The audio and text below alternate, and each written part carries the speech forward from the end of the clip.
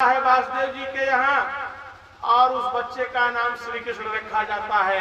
उनके गुरु महाराज श्री संदीपनी जी ने रखा और उस नाम में ताकत दे दिया। अब वो भगवान का नाम राम न होकर के वो कृष्ण हो गया। विचार हमको आपको ये करना है, अगर हमेशा भगवान का नाम राम ही रहता तो जब मथुरा में कृष्ण आए तो उनका नाम कृष्ण न होके राम ही रखा जाना चाहिए था कि भगवान राम फिर आ गए। लेकिन ऐसा नहीं हुआ साथियों, नाम बदल गया। वो नाम जो राम था अब वो नाम कृष्ण हो गया। फिर देखिए समय बदला, ये आपका देखिए कलयुग आ गया। कबीर साहब आए, उन्होंने इस प्रभु परमात्मा का नाम न राम रखा न कृष्ण रखा, इन्होंने उस प्रभु परमात्मा का नाम साहब रख दिया। कहा साहब से सब होत है, बंदे ते कछुनाय, और आई ते पर्वत करे, पर्वत राई माय। कहा साहब से सब होता है। कबीर साहब उस प्रभु परमात्मा को साहब नाम से पुकारते थे। कहा साहब से ही सब कुछ होता है। आज भी जो कबीर पंथ के लोग हैं, जब एक दूसरे को प्रणाम करते हैं तो बोलते हैं साहेब बंदगी। आज भी साहब बंदगी करते हैं साथियों। फिर देखिए महात्मा गुरु नानक जी आए, उन्होंने उस प्रभु परमात्मा का नया नाम रख दिया, कहा वाहे गुरु। और उनके बताए हुए नाम पर इतने लोग अनुयायी तैयार हो गए कि दुनिया में एक बहुत बड़ा धर्म सिख धर्म चल गया। आज दुनिया में जितने भी सिख हैं वो सब प्रभु परमात्मा को न राम कहते हैं, न कृष्ण कहते हैं, न साहब कहते हैं, बल्कि कहते हैं वाहेगुरु। फिर देखिए समय बदला, आगरा में दयाल बाग में शिव दयाल जी महाराज आए, उन्होंने उस प्रभु परमात्मा का नाम राधा स्वामी रख दिया। कहा वो प्रभु परमात्मा राधा स्वामी है, सबका मालिक राधा स्वामी। ये राधा स्वामी सत्संग पूरे देश में आज भी कहीं कहीं चलता है। फिर उसी राधा स्वामी सत्संग के चौथी पीढ़ी में ये हमारे गुरु महाराज आए, इन्होंने उस प्रभु परमात्मा का नाम जय गुरुदेव रख दिया। कहा ये जय गुरुदेव नाम प्रभु का है, परमात्मा का है। ये नाम न हमारा है न आपका है, ये नाम उस मालिक का है जो सबका सृजनहार है, जो सबका मालिक है। कहा इस नाम को जगाया गया है, इस नाम को जागृत किया गया है, इस नाम में पावर है। ये वर्तमान का जागृत नाम है।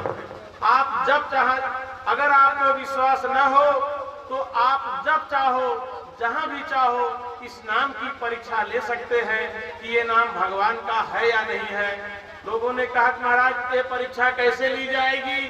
गुरु महाराज ने बताया, कहा बच्चा आप कहीं जंगली जानवरों से घिर गए हो, बचने का कोई उपाय न सूझ रहा हो, पानी में डूब रहे हैं, बचने का कोई रास्ता न समझ में आ रहा हो, घर में आग लग गई, बाहर निकलने का रास्ता नहीं मिल रहा है, यानी कोई विषम परिस्थिति आ जाए तो आप जिस देवी देवता को याद करते रहे हैं उन्हें याद कर लेना। अगर आपकी रक्षा हो जाए तो समझिए आपके लिए दुनिया में उससे बड़ा कोई नहीं है। और अगर आपकी रक्षा नहीं होती है तो इस जय गुरुदेव नाम को याद कर लेना। अगर आपकी रक्षा हो जाए तो मान लेना ये नाम भगवान का है। या आपके घर में रात्रि का समय है, 12 बज रहे हैं, 2 बज रहे हैं, अचानक आपके घर परिवार में कोई बेहोश हो जाता है, डॉक्टर वैद्य उपलब्ध नहीं है, परिस्थिति एकदम विषम है, तो उस आदमी जो बेहोश है उसके मुंह में 2 दाना चीनी हो, शक्कर हो डाल दीजिए, गुड़ हो डाल दीजिए और 10 बार उसके कान में बोल दीजिए, बोलो जय गुरुदेव नाम भगवान का, बोलो जय गुरुदेव नाम भगवान का, बोलो जय गुरुदेव नाम भगवान का। वो आदमी होश में आ जाएगा और जब होश में आएगा तो आदमी बताएगा कि अभी अभी मुझसे एक सफेद वस्त्र पहने हुए सफेद दाढ़ी बाल वाले महात्मा से भेंट हो गई, उन्होंने मेरी बड़ी मदद किया। तो मान लेना ये नाम भगवान का है। जो बाबा जी को देखा होगा, पहचानता होगा, वो बताएगा कि बाबा जय गुरुदेव जी से मेरी भेंट हो गई थी। तो ये नाम जब जागृत है, इसको जो चाहे जहां परीक्षा ले सकते हैं। साथियों, आज अपने देश में करोड़ों लोगों ने इस नाम का टेस्ट लिया है, परीक्षण किया है, और तब उस नाम पे न्यौछावर करने को तैयार रहते हैं, न्यौछावर होने को तैयार रहते हैं। तो ये वर्तमान समय का जागृत नाम है। अब इनको बाबा जय गुरुदेव क्यों कहा जाता है, यह विचारणीय है कि जैसे, ए बच्चा बोलो मत, ए बेटा यहाँ बात नहीं करो। तो कहने का मतलब ये नाम भगवान का है, ये जागृत किया गया है, इसमें किसी को शंका नहीं होनी चाहिए। तो इस नाम को हम जब चाहे परीक्षण कर लें।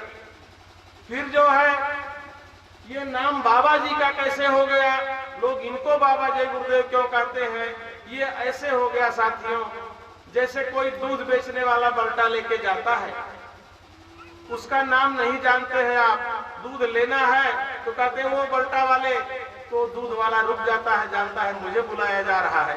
उसका नाम बल्टा वाला नहीं, सब्जी बेचते हुए जा रहा है, आप बोले वो सब्जी वाले, तो वो रुक जाता है, सब्जी ले लीजिए चला जाता है, वो सब्जी वाला नहीं है। तो वो सब्जी वाला उसका नाम नहीं है, लेकिन वो जान जाता है कि मुझे ही बुलाया जा रहा है।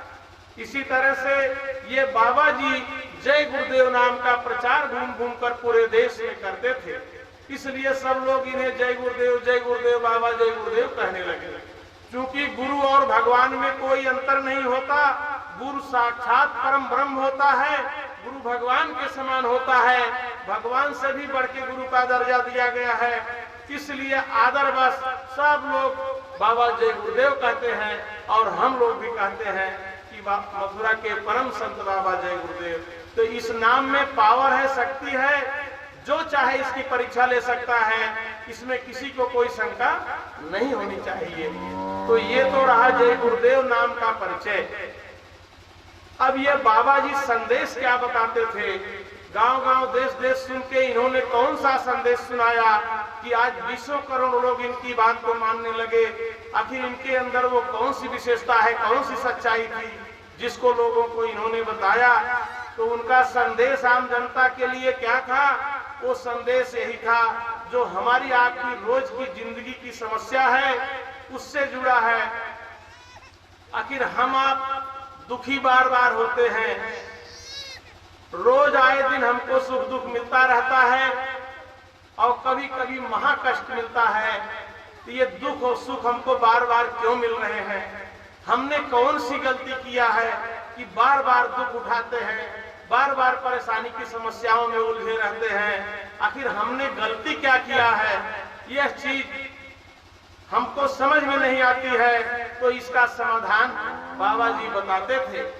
दूसरी चीज ये बताते थे, हिस्ट्री ऑफ सोल, जीवात्मा का इतिहास, माने हु आर यू, आप कौन हो, माने हम कौन हैं, आप कौन हो, इसके बारे में ये बताते थे। पहले अपनों को जानो, आत्मदीपो भव। हम अपने को नहीं जानते, पूरी दुनिया जानने का ठेका ले लेते हैं साथियों। तो अपने को जानना बड़ा जरूरी है। कहा कि आप कौन हो, जब यहाँ पैदा नहीं हुए थे इस धरती पे, इस गांव देश में, तब आप कहाँ थे, या कल जब मर जाते हो तो कहाँ चले जाते हो।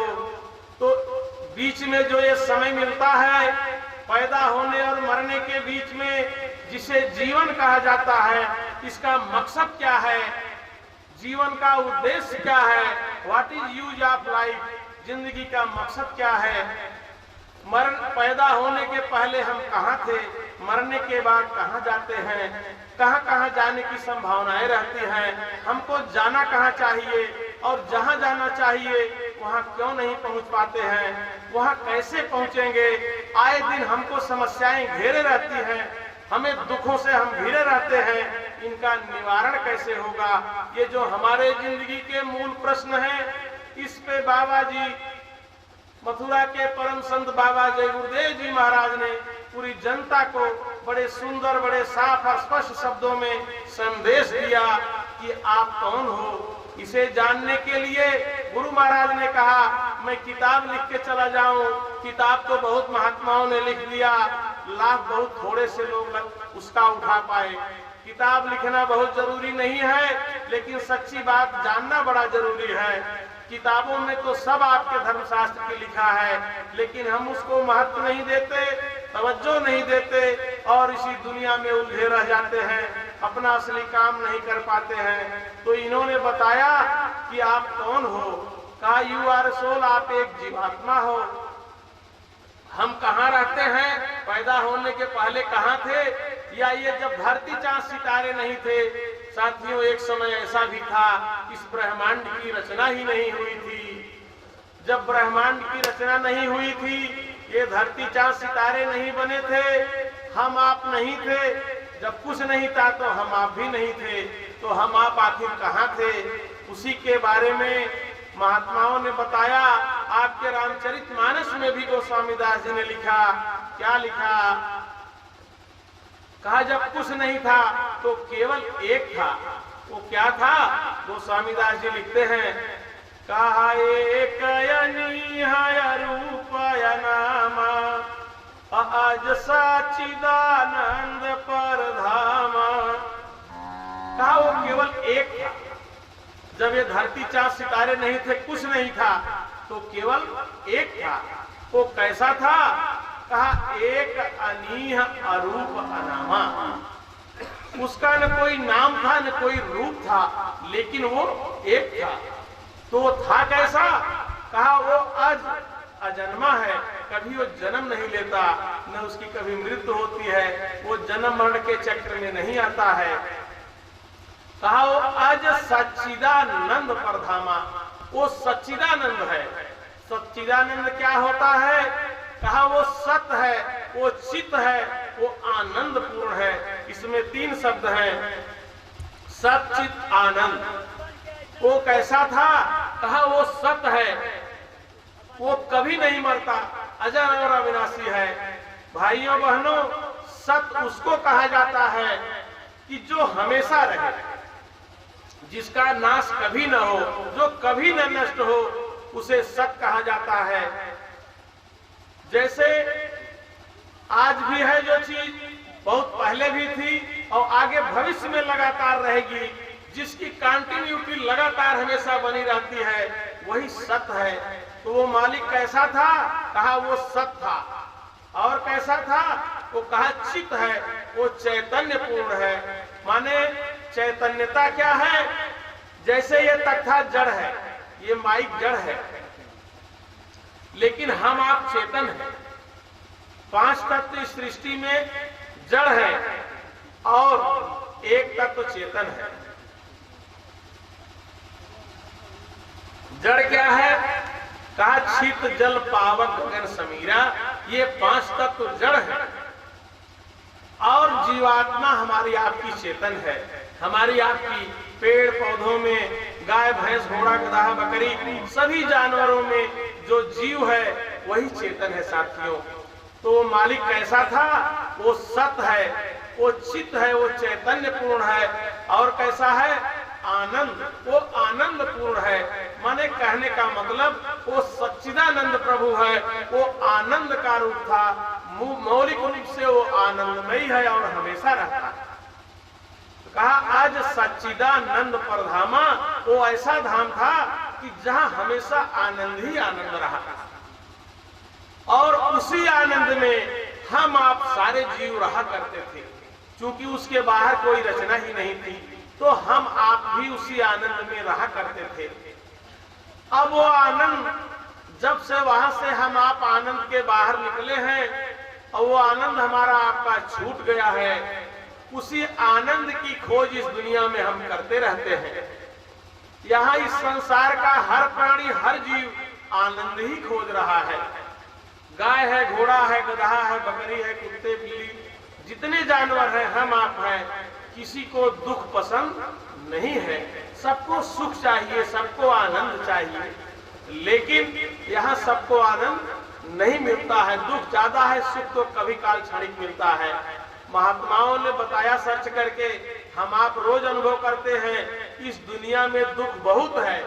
गौतम बुद्ध राजा के लड़के थे, जब उन्होंने रिसर्च किया तो कहा कि संसार में महादुख है। लोगों ने कहा कि महाराज यहाँ कुछ लोग सुख का भी अनुभव करते हैं। उन्होंने कहा यहाँ का सुख बड़ा क्षणिक है, जैसे आपको खुजली हो जाए, खुजलाइए तो अच्छा लगता है, बाद में घाव हो जाता है और कष्ट देता है। तो इस संसार में मौलिक रूप से कष्ट ही कष्ट है। उन्होंने कहा जो हमारा आपका दुख है उसका कारण है, उसका निवारण है, वो सारा मार्ग, दुख कैसे हमारा हटेगा कटेगा, इसका निवारण का उन्होंने रास्ता बताया और उस रास्ते को मानने लगे तो एक बौद्ध धर्म की स्थापना हो गई। पूरी दुनिया में बहुत सारे लोग आज भी बौद्ध धर्म मानते हैं। तो इस संसार में बहुत दुख है। नानक जी ने कहा, नानक दुखिया सब संसारा और सो सुखिया जिम नाम आधारा। गुरु नानक जी कहा कि नानक दुखिया सब संसारा, पूरा संसार दुखी है। अरे यहाँ सुखी कौन है? कहा सुखी केवल वो है सो सुखिया जिम नाम आधारा। अरे सुखी केवल वो है जिसको नाम का आधार मिल गया। कहने का मतलब वो सच्चिदानंद जो देश था, जो आनंद का धाम था, जहाँ के हम आप रहने वाले थे, जो जिसको वापस जाने का रास्ता मिल गया, उस रास्ते पर लगा है, वही सुखी है इस संसार में। और रुपया पैसा से कोई यहाँ सुख नहीं पाता है। सहजो बाई ने लिखा, क्या लिखा? कहा धनवंते सब ही दुखी और निर्धन है दुख रूप। अरे साधु सुखी सहजो कहे पायो भेदयनु। सहजो बाई एक संत थी, महिला महात्मा थी। उन्होंने रिसर्च करके बताया, कहा धनवंते सब ही दुखी। अरे इस दुनिया में जितने धनी हैं सब दुखी हैं, निर्धन है दुख रूप। और जो निर्धन है, जो दरिद्र है, जिसको दोनों टाइम के भोजन की व्यवस्था नहीं हो पा रही, भोजन कपड़ा मकान की व्यवस्था नहीं कर पा रहा है, वो तो दुख का रूप है ये है। उसको तो भगवान ने ऐसी गरीबी दिया है उसके भाग्य में कि वो दुख ही झेल रहा है, तो दुख का रूप है ये है। और साधु सुखी सहजो कहे पायो भेद अनूप। सहजो बाई ने कहा वो साधक, वो साधु सुखी है जो उस अपने आनंद के देश, अपने मालिक के घर जाने का गोपनीय भेद जान गया, रास्ता जान गया। साधु सुखी सहजो कहे पायो भेद अनूप। जो अपने घर जाने का रास्ता जान गया, उस पे लग गया, वही सुखी है। अन्यथा इस संसार के धनी मानी अमीर गरीब सब दुखी है। ये गुरु महाराज कलकत्ता में विक्टोरिया पार्क में सुबह सुबह घूम रहे थे। यही ठंडी का महीना था, 9 लगभग बज रहे थे, धूप निकली हुई थी। उसी पार्क में एक आदमी बड़ी निद्रा में बढ़िया सो रहा था। कलकत्ता के 2 बड़े सेठ आते हैं घूमने पार्क में, उस आदमी को देखते हैं तो कहते हैं, अरे ये व्यक्ति तो बड़ी सुंदर नींद में सो रहा है, यह तो हम लोगों से तो बहुत ही ज्यादा सुखी लग रहा है। गुरु महाराज उनकी बात सुन रहे थे। उन्होंने कहा कि आप लोग क्या बात कर रहे हैं? कहा यही बात कर रहे हैं कि ये देखिए कितनी सुंदर नींद में सो रहा है, कितना सुखी है। हम लोगों को ऐसी नींद कभी नहीं आती, दवा खाते हैं तो नींद आती है, धन दौलत तो बहुत गजा है। तो गुरु महाराज ने कहा, अच्छा रुकिए, इसको जगाते हैं, इससे पूछा जाए कि ये कितना सुखी है। फिर उसको जगाते हैं गुरु महाराज, उससे कहते हैं कि क्यों भाई तुम बड़े सुखी लग रहे हो, बड़े सुखपूर्ण तुम्हारी जिंदगी चल रही है। उसने कहा कि हे हुजूर, हम कहाँ सुखी हैं, मैं तो गरीब आदमी, रात भर रिक्शा चलाया, ठंडी से कांप रहा था, अभी धूप हुई तो यहाँ आया, नींद आ गई, सो गया। मैं तो बहुत दुखी हूँ, बहुत गरीब हूँ। अरे सुखी तो वो है जिनको गाड़ी घोड़ा रुपया धन दौलत माल सब गजा है, सुखी तो वो है, हमें कहाँ सुख है मालिक। तो कहने का मतलब गुरु महाराज ने कहा कि आप दोनों को लग रहा है कि ये सुखी है, इसको लग रहा है कि आप जैसे धनी मानी लोग सुखी हैं। तो साथियों, इस संसार में कोई सुखी नहीं है, रुपए पैसे से कोई सुखी नहीं होता, बल्कि और समस्याओं में उलझा रहता है। सामान्य जिंदगी बहुत अच्छी है। कबीर साहब ने कहा अच्छी जिंदगी कौन सी है? क्या कहा? कहा साईं इतना दीजिए जामे कुटुंब समाए, और मैं भी भूखा न रहूं साधु न भूखा जाए। कहा साईं इतना दीजिए जामे कुटुंब समाए। अरे हे मालिक, मुझे इतना दीजिए जिसमें हम अपने परिवार का भरण पोषण कर लें, और अगर कोई भूखा रूखा हमारे दरवाजे आ गया तो उसको भी 2 रोटी खिला सके, इतनी क्षमता हमारे पास होनी चाहिए। इससे ज्यादा कोई आवश्यकता नहीं है। अच्छी जिंदगी जीने के लिए इतनी ही आवश्यकता है। जिसको ज्यादा है वो भी समस्या में है, जिसको बहुत कम है वो भी समस्या में है। बीच की जिंदगी सबसे बढ़िया है, मध्यम मार्ग। यही सारे महात्माओं ने बताया साथियों। तो गुरु महाराज ने बताया कि हम आप उसी आनंद के देश के रहने वाले हैं, और जब ये सृष्टि की रचना होती है वो एक जो था उसकी मौज से सबसे पहले 3 लोकों की रचना होती है, अगम लोक, अलख लोक और सतलोक। ये तीनों लोक स्थिर लोक हैं। जब से रचना हुई आज तक वैसे ही बने हैं। इसके नीचे सतलोक में सतपुरुष विराजमान हैं। उन्होंने अपने 16 पुत्रों को नीचे उतारा, जिसमें सबसे नीचे निरंजन भगवान है। निरंजन भगवान जो ये सृष्टि हम देख रहे हैं, ये मृतलोक दे रहे हैं, धरती आसमान जो अपनी आंखों से हम सब देख रहे हैं, इस सब के मालिक निरंजन भगवान है।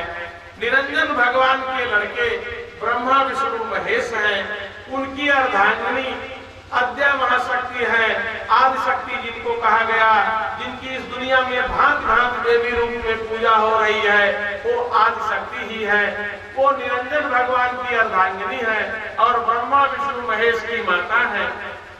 तो इन्हीं अपने तीनों लड़कों और माया के दम पे ये निरंजन भगवान ने इस सृष्टि की रचना किया है।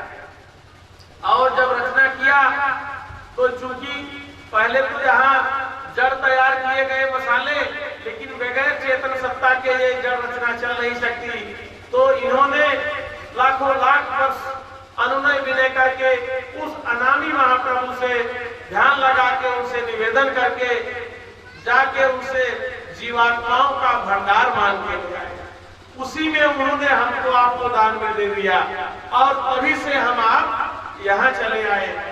और इन्होंने हमको आपको और यहाँ के जो मसाले थे, शीत जल पावक गगन सबीरा, तो जीवात्मा को लिया। किसी में 1 तत्व, किसी में 2 तत्व, किसी में 3 तत्व, किसी में 4 तत्व, किसी में 5 तत्व, ये रचना कर दिया। अब ये जड़ चेतन के मिलन से ये संरचना शुरू होती है और ये चालू हो जाती है। सबसे पहले मानव आता है। सतयुग का समय था।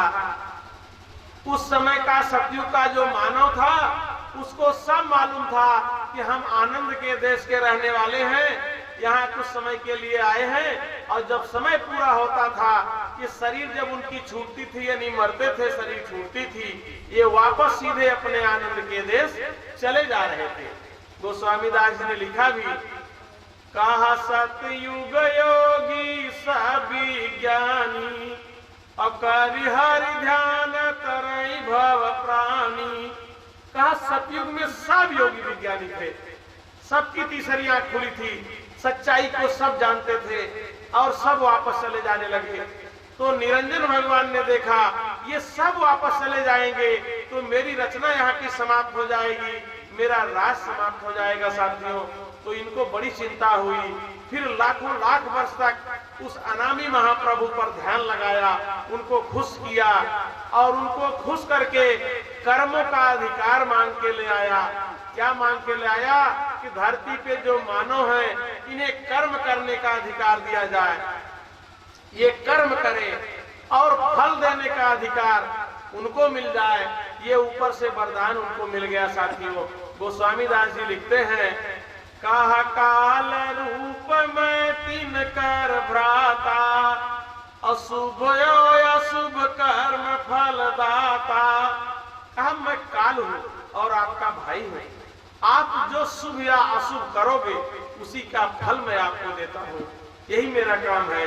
तो ये निरंजन भगवान हमको आपको जैसा हम आप करते हैं उसी का फल देते हैं। तो ये सतयुग के लास्ट में ये कर्मों का विधान बन जाता है। ये नियमावली बन गई, पूरी धरती पर सुना दिया गया। ऊपर से आवाज आई और नीचे उसको ब्रह्मा जी ने लिखा, जिसमें 1,00,000 श्लोक हैं और उन्हीं श्लोकों में 4,000 ज्ञान कांड है, शेष 84 है, शेष जो है 16,000 उपासना कांड है, शेष 80,000 सब कर्म कांड है। तो पूरी धरती पर वही सुना दिया गया, क्या शुभ है, क्या अशुभ है, क्या करना चाहिए, क्या नहीं करना चाहिए, कौन सा अच्छा कर्म है, कौन सा बुरा कर्म है, पूरी धरती पर सुना दिया गया। उसी समय से ये नियम कानून लागू हो जाता है। जैसे जब अपना देश आजाद हुआ 30 जनवरी 1950 को अपना संविधान बना के लागू कर दिया गया साथियों, और उसके बाद से जो हमारे यहाँ कानून लागू हो गया वो कानून हर बाध्य है। आप किसी को मार दोगे, गाली दे दोगे तो आपके खिलाफ FIR होता है, आपके खिलाफ कार्रवाई होती है नियम तोड़ने पर। उसी तरह से उनका नियम पूरी धरती पर सुना दिया गया कि क्या काम अच्छा है, क्या बुरा है, आप जो चाहो करो, हम आप स्वतंत्र हैं। तो हमने आपने कुछ अच्छा कर दिया, कुछ बुरा कर दिया, और जैसा हमने आपने अच्छा बुरा करने लगे वैसे ही आगे हमको फल मिलने लगा। जैसे जैसे हम कर्म करने लगे वैसे वैसे हमको आपको बढ़ा दिया गया कर्म में, कर्म के फल भोगने में, और तब से हम आप बच गए और आज यहाँ धरती पे मौजूद हैं। तो इसका मतलब तभी के फंसे आज तक हम आप वापस नहीं जा सके और यहाँ आज भी मौजूद हैं। ये अपने आप में प्रमाण है कि हम आप अपने असली गांव, असली देश नहीं पहुंच सके। अब ये बंधन बड़ा कस के लग गया, कर्म फल जो है सब चल रहा है, कर्म की प्रधानता सुना दी गई। गोस्वामी दास जी ने लिखा, कहा कर्म प्रधान विश्वर चिराखा, और जो जस कर सो तस फल चाखा। ये जो दुनिया चल रही है, तमाम जीव दिखाई दे रहे हैं, वो इसी कर्म के विधान के दम पे। कहा कर्म प्रधान विश्व रच रखा। अरे विश्व की रचना इसी वजह से है क्योंकि यहाँ कर्मों का कानून लागू हो गया साथियों। हम आप कुछ न कुछ करते हैं और फल भोगते हैं और इसी दुनिया में बने रहते हैं और बार बार जन्म लेते हैं, मरण होता है, बार बार पैदा होते हैं, मरते हैं, पैदा होते हैं, मरते हैं। तो रोज का सुख दुख तो हमारा जो है वो तो है ही, और जब हमारा आपका जन्म होता है, मरण होता है, उस समय अपरंपार कष्ट होता है। गोस्वामी दास जी ने लिखा, कहा जन्मत मरत दुसह दुख होई। जब जन्म और मरण होता है, अपरंपार कष्ट होता है। अभी आपके गांव में कोई मरने वाला है, उसकी मौत करीब आ गई है, मरणासन पड़ा है, न बोल पाता है, न किसी को पहचान पाता है, एकदम कराहता रहता है। उसके गांव के घर के लोग, आसपास के मोहल्ले के लोग देखने आते हैं और कहते हैं कि हे भगवान, इनका जल्दी उद्धार कर दीजिए, माने इनकी मृत्यु दे दीजिए, बड़ा कष्ट पड़ रहा है। वो कोई बता भी नहीं सकते कि कितना कष्ट झेल रहे हैं साथियों। हमारे ही बाप है, पिता है, दादा है, वो हमको आपको बता भी नहीं पाते हैं कितना कष्ट पड़ रहा है उनके ऊपर। सहजो बाई लिखती है, क्या लिखती है, जब मौत आती है कितना दर्द होता है। कहा सहजो सहजो मौत आया, अंग अंग दिया तोड़, अरे हिया जरे छाती फटे, मीटे पीर घन घोर, उठे पीर घन घोर। सहजो बाई कहती है, जब मौत आती है तो अंग अंग टूटने लगते हैं, आंख दिखाई देना बंद कर देगी, कान से सुनाई देना बंद कर देगा, जीवा से बात, मुंह से बोल नहीं पाएंगे, सारे अंग टूटने लगते हैं, सब खून का पानी होने लगता है। इतना हृदय में दर्द होगा कि अब मरे, अब मर जाएं, और मौत जल्दी होती नहीं है, तड़पता रहता है ये जीव। तो इतना कष्ट होता है कि अपरंपार कष्ट होता है। और जब मौत होने लगी, सहजोबाई लिखती है फिर, कहा सहजो मृत्यु के समय पीड़ा होता अपार, अमानो बिच्छू एक संग मारे डंक हजार। कहती है जैसे एक बिच्छी मार देती है कितना दर्द होता है, बिच्छू डंक मार दे। सहजोबाई कहती है 1000 बिच्छू आपको डंक मार दे कितना कष्ट होगा, उसकी कल्पना नहीं की जा सकती साथियों। इतना अपरंपार कष्ट होता है मृत्यु के समय। तो ये हम जन्म मरण के चक्र में फंस गए, ये बहुत कष्ट हम आए दिन झेलते रहते हैं।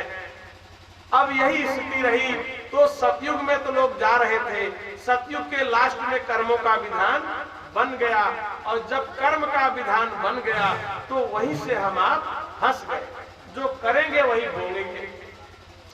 बहुत अच्छा कर दिया तो स्वर्ग वैकुंठ सुंदर रचना है, मनोवांछित सुख है। आपके मन में कल्पना होती है बड़ी सुंदर फुलवारी सज जाए, बड़े सुंदर महल बन जाए, फुलवारी महकने लगे, सब तैयार हो जाता है। स्वर्ग में ये सुख है साथियों, लेकिन थोड़े समय के लिए मिलता है। पुण्य छीणे मृत्यु लोके, जैसे आपने पुण्य किया था स्वर्ग मिल गया। स्वर्गम स्वल्पांत दुखदाई, स्वर्ग का भी अंत दुखदाई होता है। कभी हमने आपने अच्छा कर दिया स्वर्ग चले गए, समय पूरा हुआ फिर वापस भेज दिए गए। बुरा कर दिया तो नरक में डाल दिया। नरक में इतनी अपरंपार कष्ट है, जलाने के नरक, गलाने के नरक, काटने के नरक, भांति भांति प्रकार के नरक बने हैं साथियों। जहाँ कष्ट देने की व्यवस्था बनी है वहाँ बहुत अपरंपार कष्ट मिलता है। एक बार अगर कोई व्यक्ति नरकों को देख ले, उसकी निगाह वहाँ पड़ जाए तो फिर कभी वो आदमी गलत काम करने की हिम्मत नहीं करेगा साथियों। वहाँ इतना अपरंपार कष्ट होता है। तो हमने अच्छा किया तो स्वर्ग और वैकुंठ चले गए, कभी कभी बुरा किया नरकों में चले गए। और बीच की स्थिति रही तो इस संसार में 84 लाख प्रकार के जीव हम आप रोज देख रहे हैं।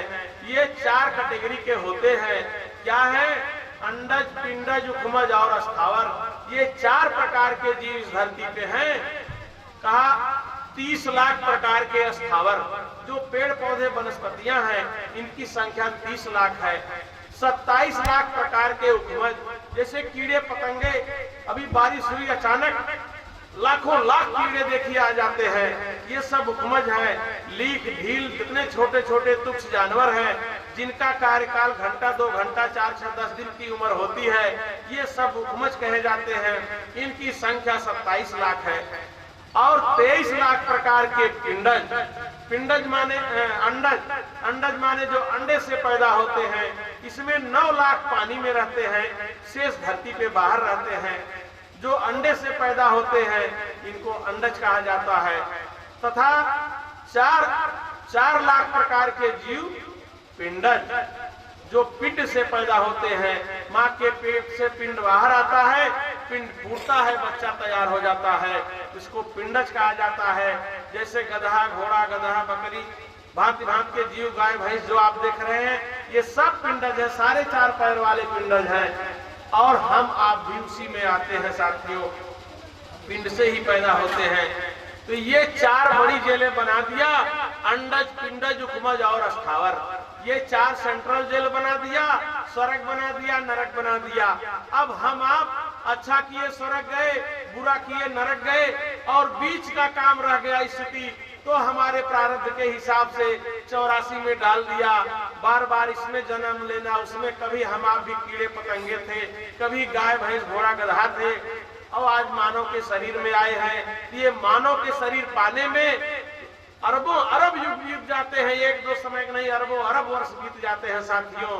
कहा कम से कम मोटा आंकड़ा संतों का है, लगभग 1 मनवंतर लग जाता है ये मानव तन दोबारा पाने में। कलयुग, सतयुग, त्रेता, द्वापर, कलयुग, इनको चौकड़ी बोलते हैं। और इस चौकड़ी को मिला के मनवंतर होता है। 14 चौकड़ी का एक मनवंतर होता है। इनका बहुत लंबा पीरियड होता है, अरबों वर्ष बीत जाता है, तब ये मानव तन मिलता है। कबहू कर करुणा नर देही, ईश देत बिन हेत स्नेही, अरे वो मालिक जो निरंजन भगवान है, कभी बड़ी दया किए तो हमको आपको मानव तन दे देते हैं, अन्यथा ये मानव तन मिलना बड़ा दुर्लभ है साथियों।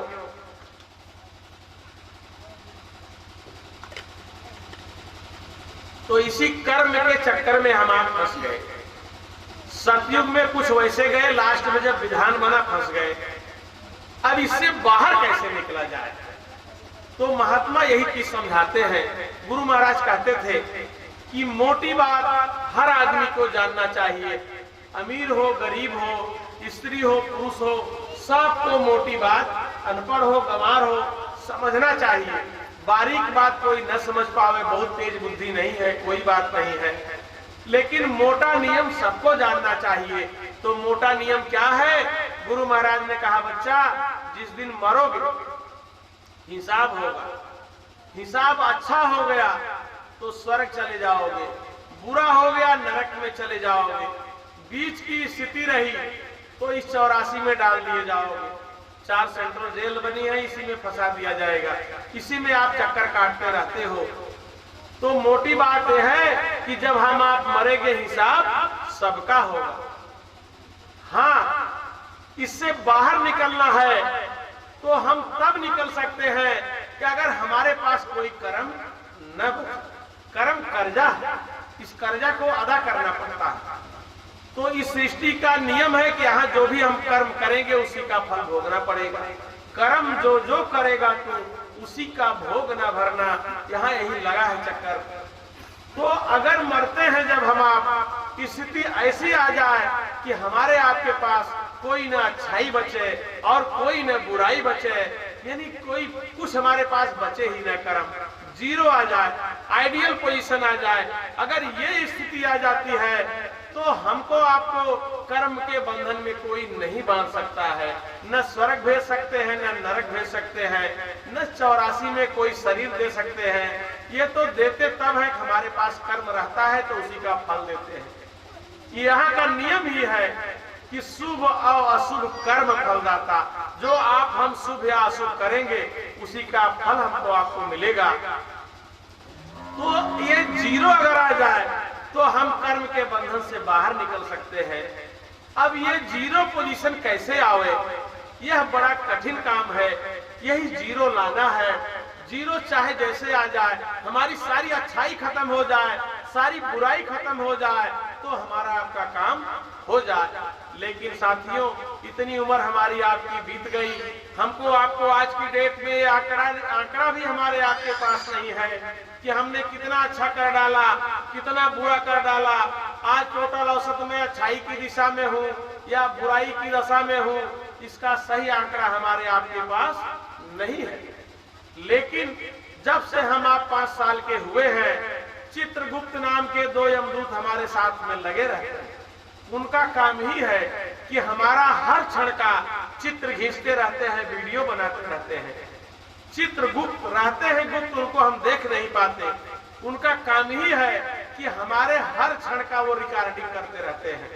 ये पहले बात लोगों को समझ में नहीं आती थी। आज टेक्नोलॉजी के जमाने में ये सबको समझ में आ रही है। पूरा 100 वर्ष का इतिहास इतनी बड़ी चिप में लोग कंप्यूटर में डाल के रख सकते हैं। तो उनका कंप्यूटर इतना सुंदर है कि हमारे आपका पूरे जिंदगी का वीडियो फोटो खींच के रखे रहते हैं। जब हिसाब होगा, हम आप गलत रास्ते पे चले जाते हैं, वहां भी हल्ला करते हैं, झूठ बोलने की हमारी आपकी आदत, और कहेंगे ये बुरा काम तो हमने किया नहीं। क्योंकि आप जानते हो कई ऐसे बुरे काम हम आप कर देते हैं कि जानते हैं कि मैं ही जानता हूं और इसको कोई नहीं जानता है। जब आप वहां हल्ला मचाएंगे, ये काम मैंने नहीं किया, ये मेरे ऊपर गलत आरोप लगाया जा रहा है, वो चित्रगुप्त नाम के जो रिकॉर्डर है वो तुरंत ऑन कर दिए जाएंगे। कहेंगे देखो ये तुम ही हो, दूसरा कोई है। जब आप 2 सीन देखोगे तब नतमस्तक हो जाओगे। प्रत्यक्षम किम प्रमाणम, आपके सामने आपकी बुराई दिखा दी जाएगी साथियों। तो कहने का मतलब, हम अच्छाई बुराई के इस चक्र में ऐसे फंस गए। इससे निकले कैसे? अब निकलने के लिए ये महात्मा रास्ता बताते हैं। संतों ने निकलने की राह खोजा। कहा जो हमारा आपका कर्म है इसी को जला दिया जाए, सब कर्म हमारे आपके जल जाए। जिस दिन हम आप मरे, हमारे पास कुछ न रहे, एकदम जीरो आ जाए, एकदम आइडियल पोजीशन, तो हमारा आपका काम हो जाए। तो ये स्थिति आए कैसे, इसके लिए महात्माओं ने भांति भांति प्रकार की युक्ति निकाला, आइडिया निकाला। तो क्या निकाला? सतयुग में तो सभी योगी विज्ञानी थे, अपने से गए, और जब से कर्म का बंधन बना तो फिर देखिए आ गया समय त्रेता का। सतयुग में आदमी की आयु 1 लाख वर्ष हुआ करती थी, त्रेता में घटा के 10 गुना 10,000 वर्ष कर दी गई। उस समय के महात्माओं ने यही हमारे आपके अच्छे बुरे कर्म जो जीवात्मा पर लदे हैं, इनको जलाने के लिए यज्ञों का विधान किया। गोस्वामी दास जी लिखते हैं,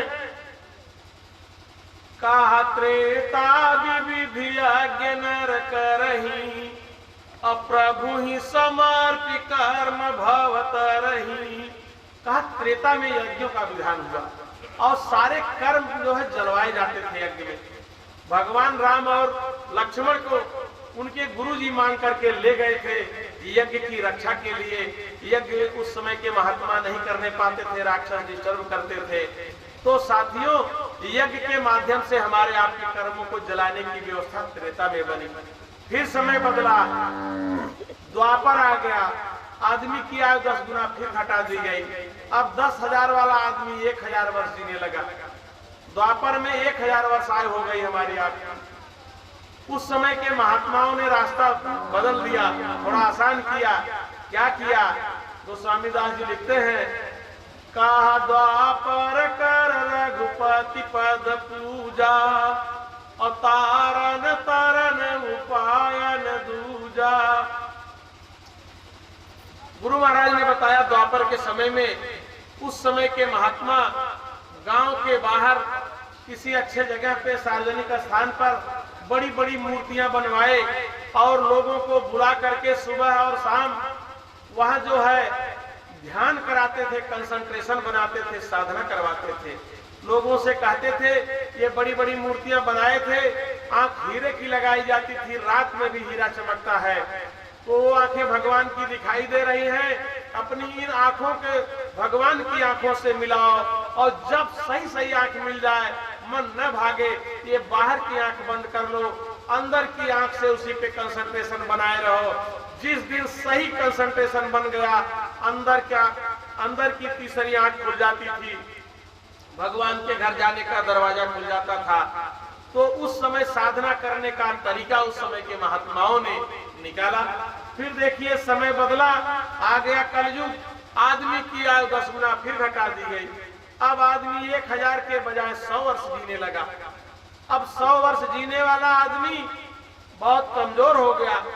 आज की डेट में कोई भी व्यक्ति 100 वर्ष अब नहीं जिएगा। जो 100 साल पहले पैदा हुए थे वो तो कहीं अपवाद 2-4 गांव में एक आध कोई मिल जाएगा जो 100 साल पहले पैदा हुआ था, आज शायद जिंदा हो। आज जो पैदा हो रहे हैं वो कोई नहीं अनुमान लगा पा रहा कि 100 साल भी हमें जिंदा रहना है। कोई 40 जा रहा, 60 जा रहा, 80 जा रहा, इसी में रह जा रहे लोग। तो कहने का मतलब इस कलयुग में हमारे आपकी शारीरिक क्षमता बहुत घट गई। तो महात्माओं ने देखा कि ये मानव बहुत कमजोर हो गया, ये सतयुग त्रेता और द्वापर की कठिन साधना इसके बस की बात अब नहीं रह गई। तो महात्माओं ने रास्ता आसान कर दिया। साथियों, रास्ता क्या आसान किया? वो स्वामी दास जी लिखते हैं, कहा कलयुग केवल नाम आधारा, असुमिर सुमिर नर उतरहि पारा। कहा कलयुग केवल नाम धारा, कलयुग में केवल नाम की साधना होगी, नाम का सुमिरन होगा, उसी का सुमिरन करके ये जीव अपने घर जाएगा, दूसरा कोई रास्ता नहीं है। कहा यही कलिकालन साधन दूजा, योग यज्ञ जप तप व्रत पूजा। कहा इस कलिकाल में कोई दूसरी साधना नहीं होगी, योग यज्ञ जप तप व्रत पूजा ये चीजें मना कर दिया गोस्वामी दास जी ने। कहा इस कलयुग में ये साधनाएं आपको नहीं पार ले जा पाएंगी। कलयुग केवल नाम धारा, कलयुग सब नहीं आन युग, जो नर कर विश्वास अरे कलयुग के समान दूसरा समय कभी नहीं था अगर आदमी विश्वास करके साधना में लग जाए। आज का आदमी थोड़ी सी भी साधना करने को तैयार नहीं है। गुरु महाराज कहते थे कि आप 23 घंटा इस दुनिया के लिए दीजिए, 1 घंटा अपने लिए दे दो, तुम्हारा काम हो जाएगा। 24 घंटा 10-10, 20-20 साल लोग बैठे रह जाते थे, 10-10 साल 14-14 साल एक जगह पे बैठ करके साधना करते थे और युगों में वो कठिन साधना करते थे। आज के समय में हमको आपको इतना आसान कर दिया ये रास्ता कि हम आप अगर 1 घंटा नियमित इस पे देने लगे तो भी हमारा आपका काम हो सकता है। 23 घंटा का आप दुकान है, दफ्तर है, नौकरी है, धंधा है, किसानी है, जो भी आपका काम है दिल खोल के करिए, बाल बच्चों की सेवा करिए, गृहस्थी करिए। 1 घंटा अपने लिए दे दीजिए, इस नाम के सुमिरन में लगा दीजिए। अब ये नाम क्या है चीज साथियों, इस पे थोड़ा विचार करना जरूरी है। भगवान के नाम 2 प्रकार के होते हैं। एक वर्णात्मक नाम, जैसे अभी हमने वर्णन किया, राम कृष्ण, राधे श्याम, सिया राम, राधा स्वामी, वाहे गुरु, जय गुरुदेव, ये सब नाम भगवान के वर्णात्मक नाम हैं, जो हम मुंह से बोल सकते हैं, कान से सुन सकते हैं। इन्हें भगवान का वर्णात्मक नाम कहा गया है। और दूसरा होता है भगवान का ध्वनात्मक नाम। ये ध्वनात्मक नाम ऐसा होता है इसको हम मुंह से नहीं बोल सकते हैं, कान से नहीं सुन सकते हैं साथियों। तो ये ध्वनात्मक नाम क्या है? कहा कोटि नाम संसार में ताते मुक्ति न हो, आम जो गुप्त जप बूझे बिरला को। कहा कोटि नाम संसार में ताते मुक्ति न हो। कहा इस संसार में करोड़ों नाम है, उससे आपकी मुक्ति नहीं होगी। मुक्ति किससे होगी? कहा आदि नाम जो गुप्त जप। अरे वो आदि नाम उस मालिक का है, जब से ब्रह्मांड की रचना हुई है तभी से वो नाम लगातार चल रहा है। आदि नाम जो गुप्त जप, अरे वो गुप्त जप है, गोपनीय जाप है। वो गोपनीय जाप कैसे होगा? वो मुंह से नहीं बोला जा सकता, कान से नहीं सुना जा सकता, आंख से नहीं देखा जा सकता साथियों। वो ध्वनि रूप में होता है, आवाज रूप में होता है, शब्द रूप में होता है, नाम रूप में होता है। उसी के बारे में महात्माओं ने लिखा, कहा कहाँ लगी करो मैं नाम बड़ाई, और राम न सकई नाम गुण गाई। भगवान राम उस नाम की महिमा नहीं जानते थे। वो स्वामी दास जी लिख रहे हैं, कहा राम न सकई नाम गुण गाई, कहा नाम लेत भव सिंधु सुखाही, अकरऊ विचार सुजन मन माही। कहा उस नाम को एक बार जो ग्रहण कर लिया भव सागर सूख जाता है। भव सिंधु सुखाही का मतलब ये जो जन्म मरण है, स्वर्ग और नरक में ये जो राउंड ले रहे हैं, रोज रोज जन्म मरण जो भवसागर है, जो हम कष्ट के संसार में फंसे हुए हैं, ये बंद हो जाएगा, भवसागर सूख जाएगा। नाम लेत भव सिंधु सुखाही, करहु विचार सुजन मन माही।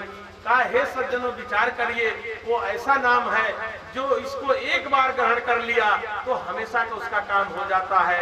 इसीलिए लोगों ने कहा अगर अंत समय में भी नाम वो पकड़ में आ जाए तो मौत के समय में, अंतिम समय में, अंतिम क्षण में अगर वो नाम पकड़ में आ जाए तो आपका काम हो जाता है। लेकिन आना चाहिए पकड़ में। तो साथियों, न जानने की वजह से आपके रामचरितमानस में कैसा व्याख्याकारों ने कर दिया, कहा उल्टा नाम जपत जस जाना, और वाल्मीकि भय ब्रह्म समाना। कहा उसी नाम को जब वाल्मीकि ने पकड़ा तो ब्रह्म के समान हो गए। तो उल्टा नाम का मतलब जब यहाँ के विद्वान बुद्धि के बल पे नहीं समझ पाए, उसका अर्थ उनको समझ में नहीं आया ये उल्टा नाम क्या है। तो चूंकि नाम को राम ही मानते रहे सदा, तो कहा वो राम नहीं बल्कि मरा मरा कह के वाल्मीकि जी ब्रह्म के समान हो गए। तो साथियों विचार ये करना है कि जो आदमी मुंह से बोलता है, अगर वो र भी कह सकता है और मैं भी कह सकता है, अगर वो मरा कह सकता है तो राम क्यों नहीं कह सकता है? इतनी साधारण सी बात किसको नहीं समझ में आती? जो मरा कह सकता है वो राम भी कह लेगा। तो उल्टा नाम का मतलब राम और मरा से नहीं है साथियों। अरे उल्टा नाम वो है, जीवात्मा यहाँ बैठी है, परमात्मा बहुत ऊपर है, उसकी डोर हमारे आपके पास निरंतर आ रही है।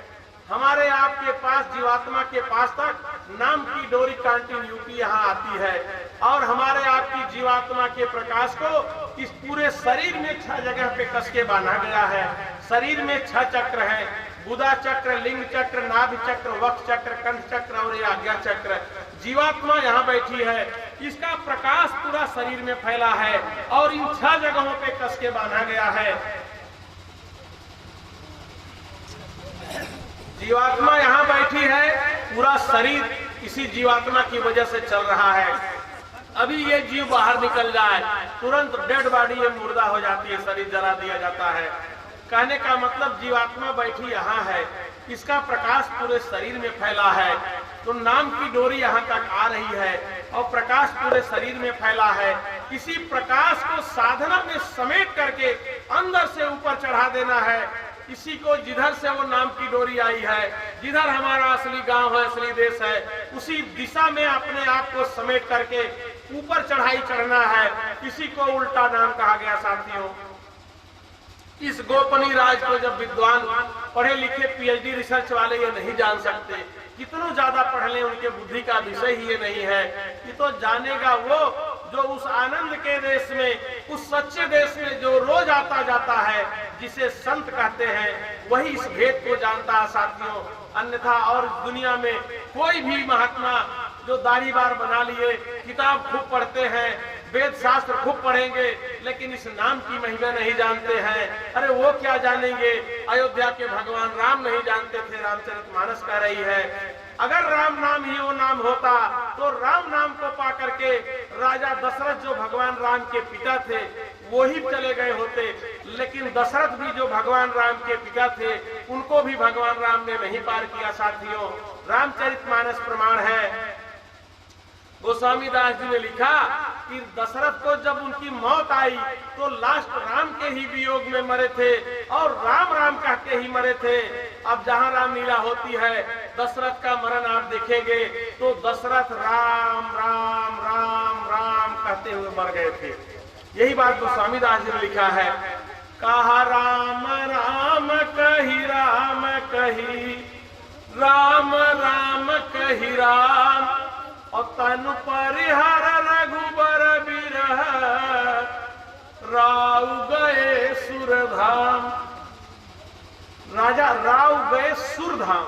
राजा दशरथ जो भगवान राम के पिता थे, सुर माने देवता, धाम माने स्थान, कहा ये देवलोक चले गए, इनको मुक्ति नहीं मिली। शंकर जी ने पार्वती से कहा ताते उमा मोक्ष नहीं पायो, और दशरथ भेद भगति मन लायो।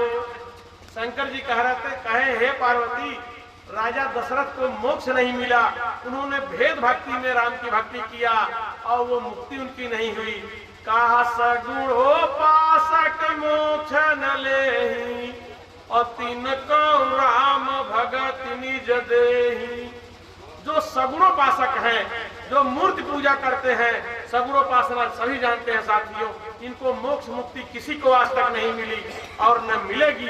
हाँ, वो पूजा अच्छी है, उसका देवलोक मिल सकता है, स्वर्ग वैकुंठ जा सकते हैं, लेकिन रामचरितमानस कह रही है कि सगुणोपासक मोक्ष लेहि। जो सगुणोपासना करते हैं उनकी मोक्ष मुक्ति नहीं हो सकती। ये मैं नहीं कह रहा हूँ, आपकी रामचरितमानस कह रही है, सारे संत बता रहे हैं, भगवान राम बता रहे हैं। तो यही सच्चा संदेश है कि हमको आपको वहां पहुंचाने के लिए जब कोई नाम का जानकार मिल जाएगा तो वही पहुंचाएगा जो नाम का भेद जानता है साथियों। कहा कोट कहा राम राम सब कहे, और नाम न चीन्हा कोई, और नाम चीन सतगुरु मिले, नाम लखावे सोए। कहा राम राम तो सभी रखते हैं, लेकिन नाम न चीन्हा कोई। अरे नाम को पहचानने वाला अगर सदगुरु मिल गया तो वो नाम की डोरी, नाम की जहाज आपको पकड़ा देगा, वरना जो पकड़ लिया वो तो हवाई जहाज पे चढ़ जाएगा, और जो नहीं पकड़ा ये घसीट घसीट के मारा जाता है, बार बार काटा जाता है, अपरंपार कष्ट होता है। महात्माओं ने इसी बात का वर्णन में लिखा, कहा आया है सो जाएगा राजा रंक फकीर, अब कोई विमान पे चढ़ी चला, अब कोई बंधे जात जंजीर। सब जाएंगे, जो आया है मरेगा और जाएगा, लेकिन अरे कोई विमान पे चढ़ के जाएगा, जो इस नाम की डोरी को पकड़ लिया वो सीधे विमान पकड़े जाएगा, और जो इस नाम की डोरी को नहीं जाना, मालिक के गोपनीय भेद को नहीं जान पाया मानव तर पाके, वो तो जंजीर में बंध के ही जाएगा, बंधन में ही जाएगा, मारा जाएगा, काटा जाएगा, बार बार जन्म, बार बार मरण। तो कहने का मतलब यही सच्ची बात है। तो महात्माओं ने कहा कि ये नाम की जो है आपको डोरी मिलनी चाहिए, और जब वो नाम मिलेगा तो उसी के सुमिरन से, भजन से ये जीवात्मा के ऊपर जो हमारे आपके कर्म लदे हैं वो कर्म कट जाते हैं, और जब कर्म कट जाएंगे, कर्म हमारा जीरो हो जाएगा, जीवात्मा निर्मल हो जाएगी, तो हम आप अपने असली घर जा सकते हैं। गोस्वामी दास जी लिखते हैं, कहा निर्मल मन सो जन मोहि पावा, अमोह कपट छल छिद्र न भावा। कहा जो निर्मल हो जाएगा वही मुझको पा सकता है। निर्मल जब हो जाएगा तभी मालिक के घर जाएगा। निर्मल कैसे होगा? इसी अच्छाई बुराई में हम आप फंसे रहते हैं, निर्मलता आती नहीं है। निर्मलता कैसे आएगी? इसी बात को कबीर साहब ने कहा। क्या कहा? कहा निर्मल आओ मैं कर दूं, आओ जला दूं, ऐसा जला दूं कि केवल सही प्रकाश बचे, सब गंदगी साफ हो जाए। कहा कबीरा खड़ा बाजार में और लिए लुकाठी हाथ, और जो घर फूको आपनो चलो हमारे साथ। कबीर साहब कहे कि मैं बाजार में खड़ा हूं, माने सबके सामने आया हूं, समाज में आया हूं, और लुकाठी हाथ में लिया हूं। लुकाठी मतलब ऐसा डंडा, ऐसा लब्दा जिसके ऊपर वाला भाग आग से जल रहा है, और आओ मैं आपको जला दूं, और जो जला देगा, अपना घर जलवा लेगा मुझसे, वो मेरे साथ चल सकता है।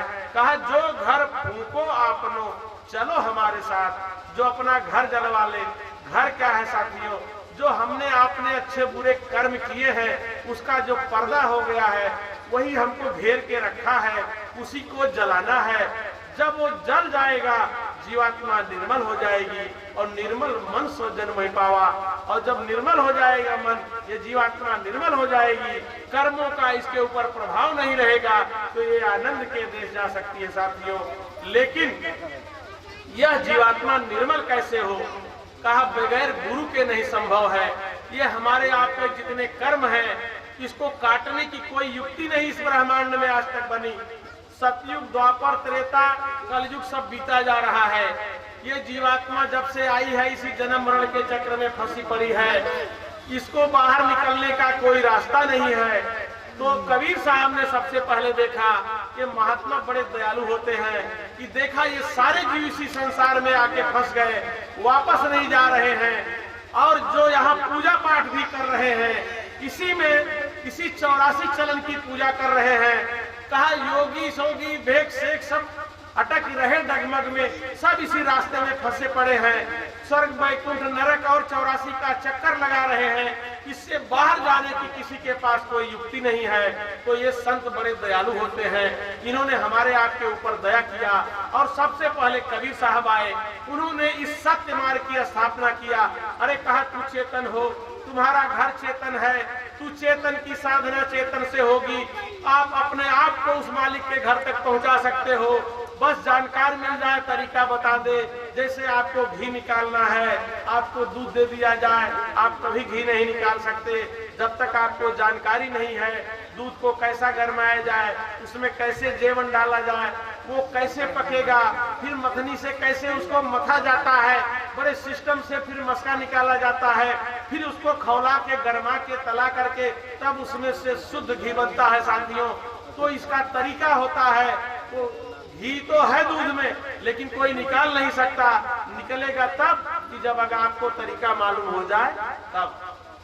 तो यही महात्माओं ने बताया कि आपको कोई जानकार मिल जाए, वो तरीका आपको बता दे, आप अपने घर जा सकते हैं। अब जानकार कौन है, वहां आता जाता कौन है, किसको सही जानकारी है, किसको गुरु बनाया जाए, यह बड़ा विचारणीय प्रश्न हमारे आपके सामने उठता है साथियों।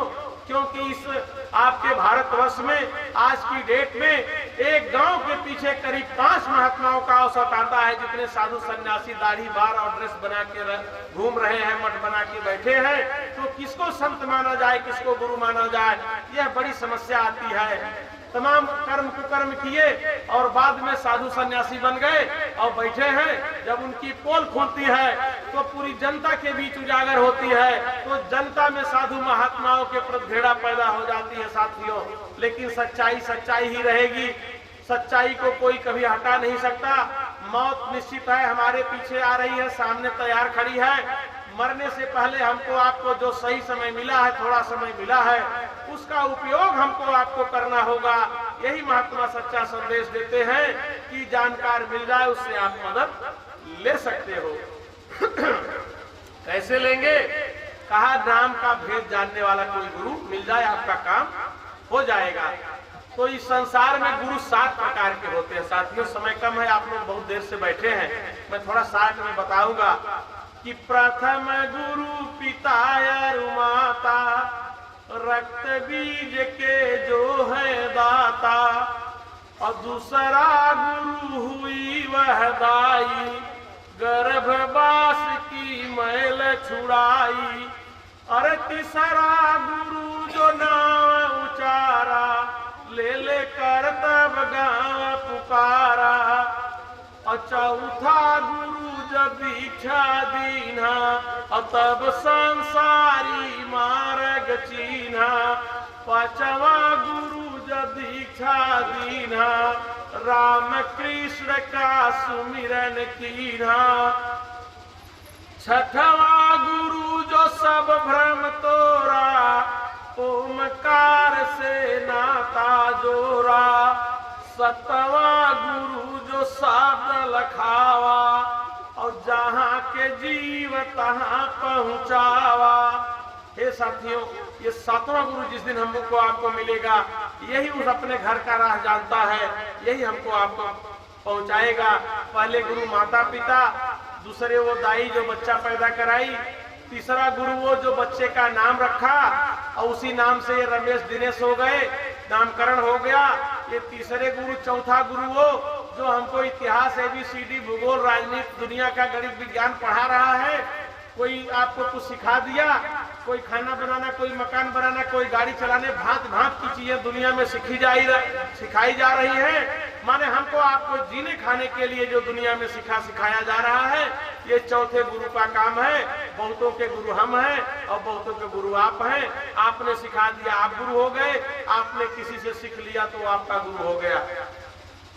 पांचवा गुरु जो गुरु परंपरा हमारे देश में रही, बगैर गुरु का ज्ञान नहीं होता, उसकी फॉर्मेलिटी बस आसपास किसी को भी गुरु बना लिए, वो कहेंगे राम राम कहूं। उनका प्रीतम से परिचय नहीं, द्रव्य कमाने हेतु उनका भगवान क्या है कोई जान पहचान नहीं, न वो जानते हैं। बस उनकी जजमानी चल जाए, समय समय पे आएंगे, उनको दान दक्षिणा देते रहे, वो बड़े खुश रहते हैं। इसके बारे में गोस्वामी दास जी ने कहा कि हरई शिष्य धन शोक न हरई, और सो गुरु घोरा नरक मह परई। कहा जो अपने शिष्य का दान दक्षिणा तो लेता है, लेकिन उसका दोष दुख दूर नहीं कर पाता, वो गुरु घोर नरक में जाएगा। तो ये पांचवा गुरु है। छठवां गुरु वो जो अच्छी साधना करता है, किसी को धोखा नहीं देता है, सही रास्ते पर लगाता है, लेकिन वो पूर्णता को प्राप्त नहीं होता है। बीच में ओमकार एक स्थान है, वहां तक उसकी पहुंच है। हमको आपको भी उसके बताए रास्ते पर चलेंगे तो पहुंचा सकता है। लेकिन जो हमारा आपका मूल काम है वो 7वां गुरु है, जो शब्द का भेद जानता है, जहाँ के जीव तहाँ पहुँचावा, वो 7वां गुरु है। यही गुरु जब मिलेगा तो हमारा आपका काम करा देगा, अन्यथा हम आप धोखे में रह जाएंगे। कबीर साहब ने कहा जब गुरु मिलेगा तो उसका काम क्या है? कहा गुरु धोबी शिष्य का पड़ा, और साबुन सिरजनहार, और सूरत शिला पर धोइए निकसे ज्योति अपार। कहा गुरु धोबी के समान होता है। जैसे धोबी गंदे कपड़े को ले जाता है, उसमें मसाला पानी मिला के भे देता है, और जब गल जाता है उसको ले जाता है पानी में बोर के पत्थर पे पटक पटक के साफ कर देता है, चमका देता है, फिर उसको प्रेस कर देता है, चमकने लगता है, कपड़ा पहनने योग्य हो जाता है, हम उसको ग्रहण कर लेते हैं। इसी तरह से गुरु का काम है कि गुरु धोबी शिष्य कापड़ा, गुरु धोबी के समान और शिष्य कपड़े के समान। शिष्य में गंदगी है, कपड़े में गंदगी है। और कहा सूरत शिला पर धोइए। सूरत माने जीवात्मा, जीवात्मा की धुलाई करता है संत। वो इसको धो धो करके अच्छे बुरे कर्मों को जला जला के निर्मल कर देता है, और जब जीवात्मा चमकने लगती है, निर्मल हो जाती है, तो निर्मल मन सो जन्म पावा, तो ये अपने घर जा सकती है साथियों। तो ये संत का काम होता है। तो जब तक संत नहीं मिलेंगे तब तक हमारा आपका काम नहीं होगा। तो बगैर संत के कुछ नहीं, बगैर गुरु के कुछ नहीं। कहा गुरुबिन माला फेरते, गुरुबिन करता दान, गुरुबिन सब निष्फल भया, बूझो वेद पुराण। कहा बगैर गुरु के आप दान पुण्य भी जो कर रहे हो सब निष्फल हो जाएगा।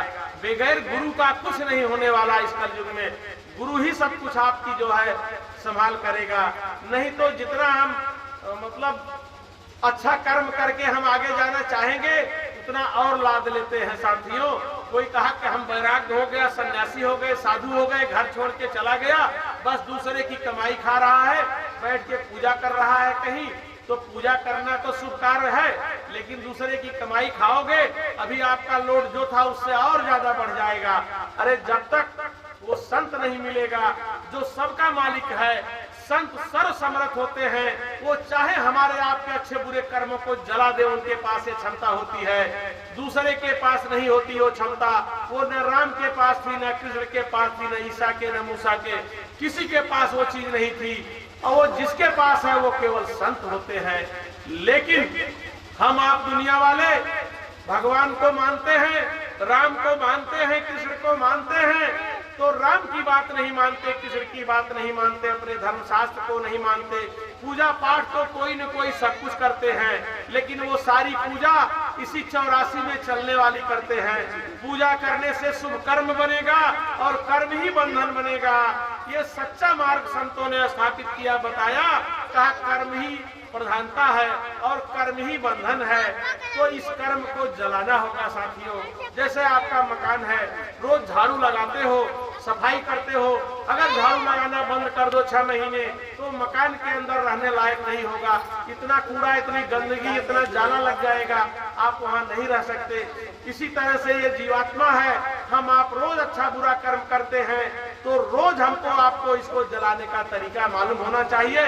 जो अच्छा बुरा करें रोज उसकी सफाई करें। तो महात्माओं ने यही बात कहा कि जो अच्छा बुरा कार्य कर रहे हैं इसकी रोज सफाई करो, तरीका आपको मालूम होना चाहिए। तो ये संत से तरीका लेकर हम आप रोज सफाई करना चाहिए। सफाई कैसे होगी? संत महात्मा युक्ति बताते हैं। क्या युक्ति बताते हैं? सुमिरन, ध्यान, भजन, ये ऐसी युक्ति है कि इसी के माध्यम से ये साधना का एक नपी तुड़ी सीधी महात्माओं ने बताया कि आप 1 घंटा 15 मिनट ध्यान, 15 मिनट सुमिरन, 15 मिनट भजन, ये 45 मिनट भी आप रेगुलर देंगे। आप 1 महीना करके देख लीजिए।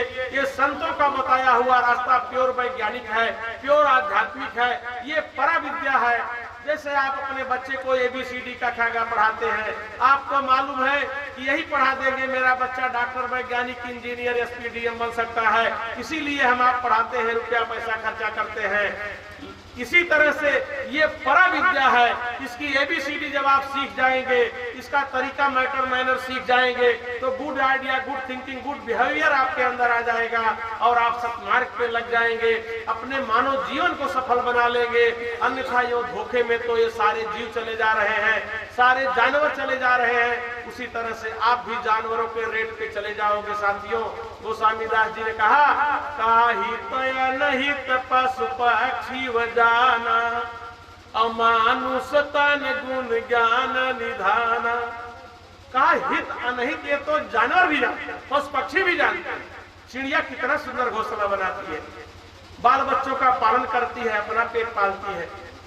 तो ये जानवर भी बाल बच्चे पैदा करते हैं, अपना घर द्वार बनाते हैं, पेट पालते हैं, एक दिन मर जाते हैं साथियों। और हम आप क्या कर रहे हैं कि बाल बच्चे पैदा किए, घर द्वार बनाए, खेती गृहस्थी, और एक दिन मर जाते हैं। अगर यही काम हम आप भी करके चले गए तो जानवर और आदमी में कोई फर्क नहीं है। तो कहा हित अनहित पशु पक्षी जाना, मानुष तन गुण ज्ञान निधाना। अरे ये मानव तन ज्ञान का निधान है, ये ज्ञान का निधान है, तो इसका उपयोग हमको आपको करना चाहिए और इस सच्ची बात को जानना चाहिए, समझना चाहिए कि सच्चाई क्या है, सत्य मार्ग क्या है, उस पे चलना चाहिए। और आपको ये सत्य मार्ग अगर मिल गया, इस पे आप लग गए तो आपका काम हो जाएगा। और जिन्होंने इस सत्य मार्ग पे चला, जिनका काम हो गया और उन्होंने बताया, उन्होंने समझाया, क्या बताया मीराबाई क्या थे? जब उनको ये नाम का ज्ञान हो गया, नाम की पकड़ हो गई, वो मस्त हो गई। जब इस आनंद की खोज में निकली थी, के छत्राणी थी, वो खोजते खोजते कोई नहीं मिला, खोजते खोजते यही बनारस में चली आई। और एक चमार जात के रैदास जी थे, जो पूरे संत थे, जिनका रोज वहां का आना जाना था, आके उनके चरणों में लग गई और उन्होंने दया करके उनको रास्ता बता दिया साथियों। और जब उनको रास्ता मिल गया, उन्होंने साधना किया, अंदर उनकी चढ़ाई हुई, तो क्या कहती हैं? कहा पायो जी मैं तो नाम रतन धन पायो, और अजब कृपा करी मेरे गुरु ने, कृपा करी अपनायो। पायो जी मैं तो नाम रतन धन पायो। मीरा जी मस्त हो गई, बावली हो गई, आनंदित हो गई, असली चीज मिल गई। दुनिया जो मर्जी कहे, उस राजघराने में होने के नाते उनसे नाराजगी हुई, उनको जहर का प्याला दे दिया, लेकिन गुरु की दया से बच गई। तो कहने का मतलब साथियों, उनका इतिहास बन गया। उन्होंने जो लिखा आज उसको लोग गाते हैं। जब वो साधना की तो सेकंड स्थान पे पहुंचती है। बीच में ब्रह्मांड में कई स्थान है साथियों। एक लाल देश मिलता है साधना में, बड़ी अद्भुत अद्भुत रचना है इस दुनिया में, तो यहाँ ऐसी कुछ है ही नहीं जिसके बारे में आपको बताया जाए कि वहाँ कैसा है। मीराबाई ने लिखा कि जब कहा लाली देखने में गई और मैं भी हो गई लाल, और लाली मेरे लाल की जित देखो तित लाल। वो ऐसा ब्रह्मांड है कि वहां सब लाले लाल है, सारी रचना लाल है। जब ये जीवात्मा वहां पहुंचती है, ये भी लाल हो जाती है। वहां लाल देश की ही रचना ही है। वही कही लाली मेरे लाल की जित देखो तित लाल, लाली देखन मैं गई मैं भी हो गई लाल। जब उनकी जीवात्मा शरीर से निकल के ऊपर चढ़ाई करती है, ऊपर जाती है, सब देखती है। अरे कबीर साहब जब साधना किए, उन्होंने क्या कहा? कहा या घट भीतर मंदिर मस्जिद, और याही में गुरुद्वारा है, और याही भीतर राम में देखा जब तीसर नैन उभारा है। हे साथियों, हे भाइयों, हे बहनों, विचार करिए कि जब हमारी आपकी तीसरी आंख खुलेगी तो इसी के अंदर से हम राम का दर्शन करेंगे। राम दिखाई देते हैं। मंदिर मस्जिद गुरुद्वारा सब हमारे आपके अंदर फिट है, कहीं जाने की जरूरत नहीं है। ये कुदरती काबा है, ये जिस्मानी मंदिर मस्जिद है। इससे बढ़िया और साधना का धाम कुछ नहीं है साथियों। तो इसका उपयोग हमको आपको जानना चाहिए। वही कबीर साहब ने समझाया, वही मीरा ने समझाया, वही गोस्वामी दास जी ने समझाया, वही भगवान राम ने भी समझाया। भगवान राम क्या समझा रहे हैं? समय कम है लेकिन थोड़ा देख लीजिए कै बजे 7 बजे तक खत्म। भगवान राम ने यही सच्चाई बताया। जब भगवान राम रावण को मार करके वापस अयोध्या आ गए, राम राज की स्थापना हो जाती है, सब सुखी हो जाते हैं। कहा दैविक दैहिक भौतिक तापा, राम राज नहीं काहू जापा, मांगे बारिश दे जल। सब लोग इकट्ठा होते थे, कहते थे गेहूं की भराई है, भगवान पानी बरस जाए, खाना खाक सोए, सवेरे खेत हो गया। बारिश हो जाती। कितनी सुंदर व्यवस्था राम राज्य में थी, कोई अकाल मृत्यु नहीं होती थी, दैविक दैहिक भौतिक तापा ये सब बंद था, माने एकदम राम राज्य आ गया था। उसको बड़ा सुंदर चित्रण मिलता है। गांधी जी ने वही कल्पना किया था, हमारा देश आजाद होगा, अंग्रेज यहाँ से चले जाएंगे, फिर इस देश में कितनी सुंदर व्यवस्था की जाएगी कि हर आदमी यहाँ साधना करेगा, अमन चैन आ जाएगा, लड़ाई झगड़ा मारकाट चोरी व्यभिचार हत्या ये सब बंद हो जाएगा, दारू मांस बंद हो जाएगा, सत्य अहिंसा का मार्ग स्थापित हो जाएगा और राम राज आ जाएगा। साथियों, गांधी तो मारे गए, उनको इन अत्याचारियों ने मार दिया और फिर आज की डेट में देखिए कहां देश चला गया, कितने हत्याएं हो रही हैं, कितना बलात्कार हो रहा है। तो कहने का मतलब वो राम राज नहीं आ पाया, लेकिन भगवान राम के समय में आया था। वो अमन चैन की जिंदगी थी। तो उस समय की क्या स्थिति थी, भगवान राम ने सबको बुलाया और पूरी जनता को बुला के समझाया। भगवान राम ने क्या समझाया, पूरी जनता को आहूत किए, कहा एक बार रघुनाथ बुलाए, अब गुरु द्विज पुरवासी सब आए। भगवान राम ने सबको बुलाया, कहा गुरु द्विज पूर्ववासी सब आए, गुरु लोग आए, विद्वान लोग आए, पूर्ववासी आए, सारी जनता आई।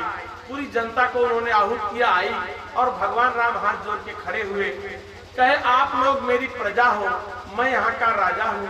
राजा होने के नाते ये मेरा धर्म है, ये मेरा कर्तव्य है कि जो सच्ची चीज जानता हूँ उसे आपको बता दूं, जिससे आपका लाभ हो जाए। लोगों ने कहा बड़ी अच्छी बात है महाराज, बताइए।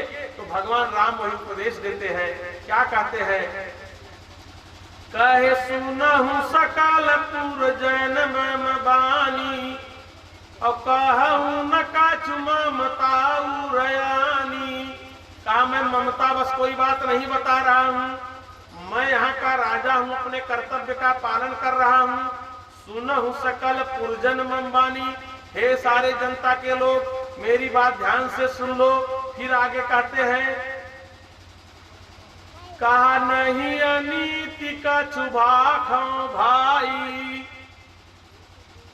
कहा करहूं सुनाऊं जो तो ही सोहाई। कहा मैं कोई अनीत की बात नहीं करूंगा, सुनाऊं करहूं जो तो ही सोहाई। मैं नीत की बात करने आया हूँ, मैं नियम बताने जा रहा हूँ, मैं नियम की बात करूंगा और आप उसको ध्यान से सुन लीजिए। सुनो करहूं जो तो ही सोहाई, और जो करना है वो करिएगा, मैं जो बता रहा हूँ इसे ध्यान से सुन लीजिए। लोगों ने कहा कि बताइए महाराज। वही कहते हैं कि जो अनीति का छुभा खाओ भाई, तो मोहि बर जाओ भय बिसराई। कहा अगर मैं कोई अनीत की बात कह दूं, माने जो नियम विरुद्ध हो, जो मैं कोई गलत बात बोल जाऊं, तो आप खड़े होके कह दीजिएगा कि हे राजन ये आप गलत बोल रहे हैं, यह गलत बात है, ये क्यों आप बता रहे हैं। कहा बिना भय के आप ये कह सकते हैं, मैं नाराज नहीं हूँगा, आपको कोई राजा की तरफ से दंड नहीं दिया जाएगा। तो मोहि बरजौ भय बिसराई, आप मुझे रोक सकते हैं डर भय हटा करके। तो लोगों ने कहा बताइए महाराज, बड़ी अच्छी बात है। कहा सोई सेवा के प्रियतम मम सोई, मम अनुशासन मानई जोई। कहा वही मेरा सेवक है, वही मेरे लिए प्रिय है जो मेरी बात माने। मम अनुशासन माने जोई, जो मेरी बात माने वही मेरे लिए सबसे प्रिय है। लोगों ने कहा बताइए महाराज क्या आदेश है। तो वही भगवान राम हाथ जोड़ के खड़े होते हैं, बताते हैं। क्या बताते हैं, कहे आप सभी लोग बड़े भाग्यशाली हो। कहा कैसे, कहा बड़े भाग मानुष तन पावा, असुर दुर्लभ सद ग्रंथ गावा। कहा आपको जो मानव तन मिला है ये बड़े भाग्य से मिला है। सुर दुर्लभ सद ग्रंथ गावा, अरे ये मानव तन जो आपको मिला है इसके लिए देवता तरसते हैं। सुर दुर्लभ है, देवताओं के लिए दुर्लभ है। लोगों ने कहा कि महाराज हम तो देवी देवता की पूजा करते हैं। भगवान राम ने कहा आप क्या करते हो आप जानो, जो मैं जानता हूँ सच्ची चीज वो मैं बताने का प्रयास कर रहा हूँ। तो कहा ये देवताओं के लिए दुर्लभ है, तो हम लोग तो देवी देवता के पीछे पड़े रहते हैं। कहा ये मानव तन देवताओं से उत्तम है, इसमें कोई कंफ्यूजन नहीं है। तो लोगों ने कहा कि महाराज इसमें क्या ऐसी विशेषता है कि ये देवताओं के लिए दुर्लभ है? तो भगवान राम वही समझाते हैं। क्या समझाते हैं? कहा इसमें ऐसी विशेषता है। क्या विशेषता है मानव तन की? कहा साधन धाम मोक्ष कर द्वारा, अपाई न जहि पर लोक सवारा। कहा ये मानव तन साधना का धाम है।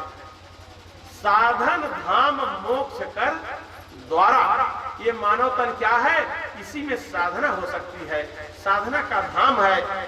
और मोक्ष का द्वारा माने मोक्ष, उस आनंद के देश में जाने को मोक्ष कहा जाता है, पहुंचने को। तो मोक्ष जाने को, मोक्ष का जो मार्ग है किसी मानव के शरीर के अंदर से जाता है। और किसी जीव में गाय घोड़ा गधा बकरी किसी के अंदर ये चीज नहीं है, केवल मानव में है। तो लोगों को समझा रहे हैं कि कहा कि अगर ये मानव तन आप पाए और अपना काम नहीं किए तो समझो धोखा आप कर रहे हो अपने साथ।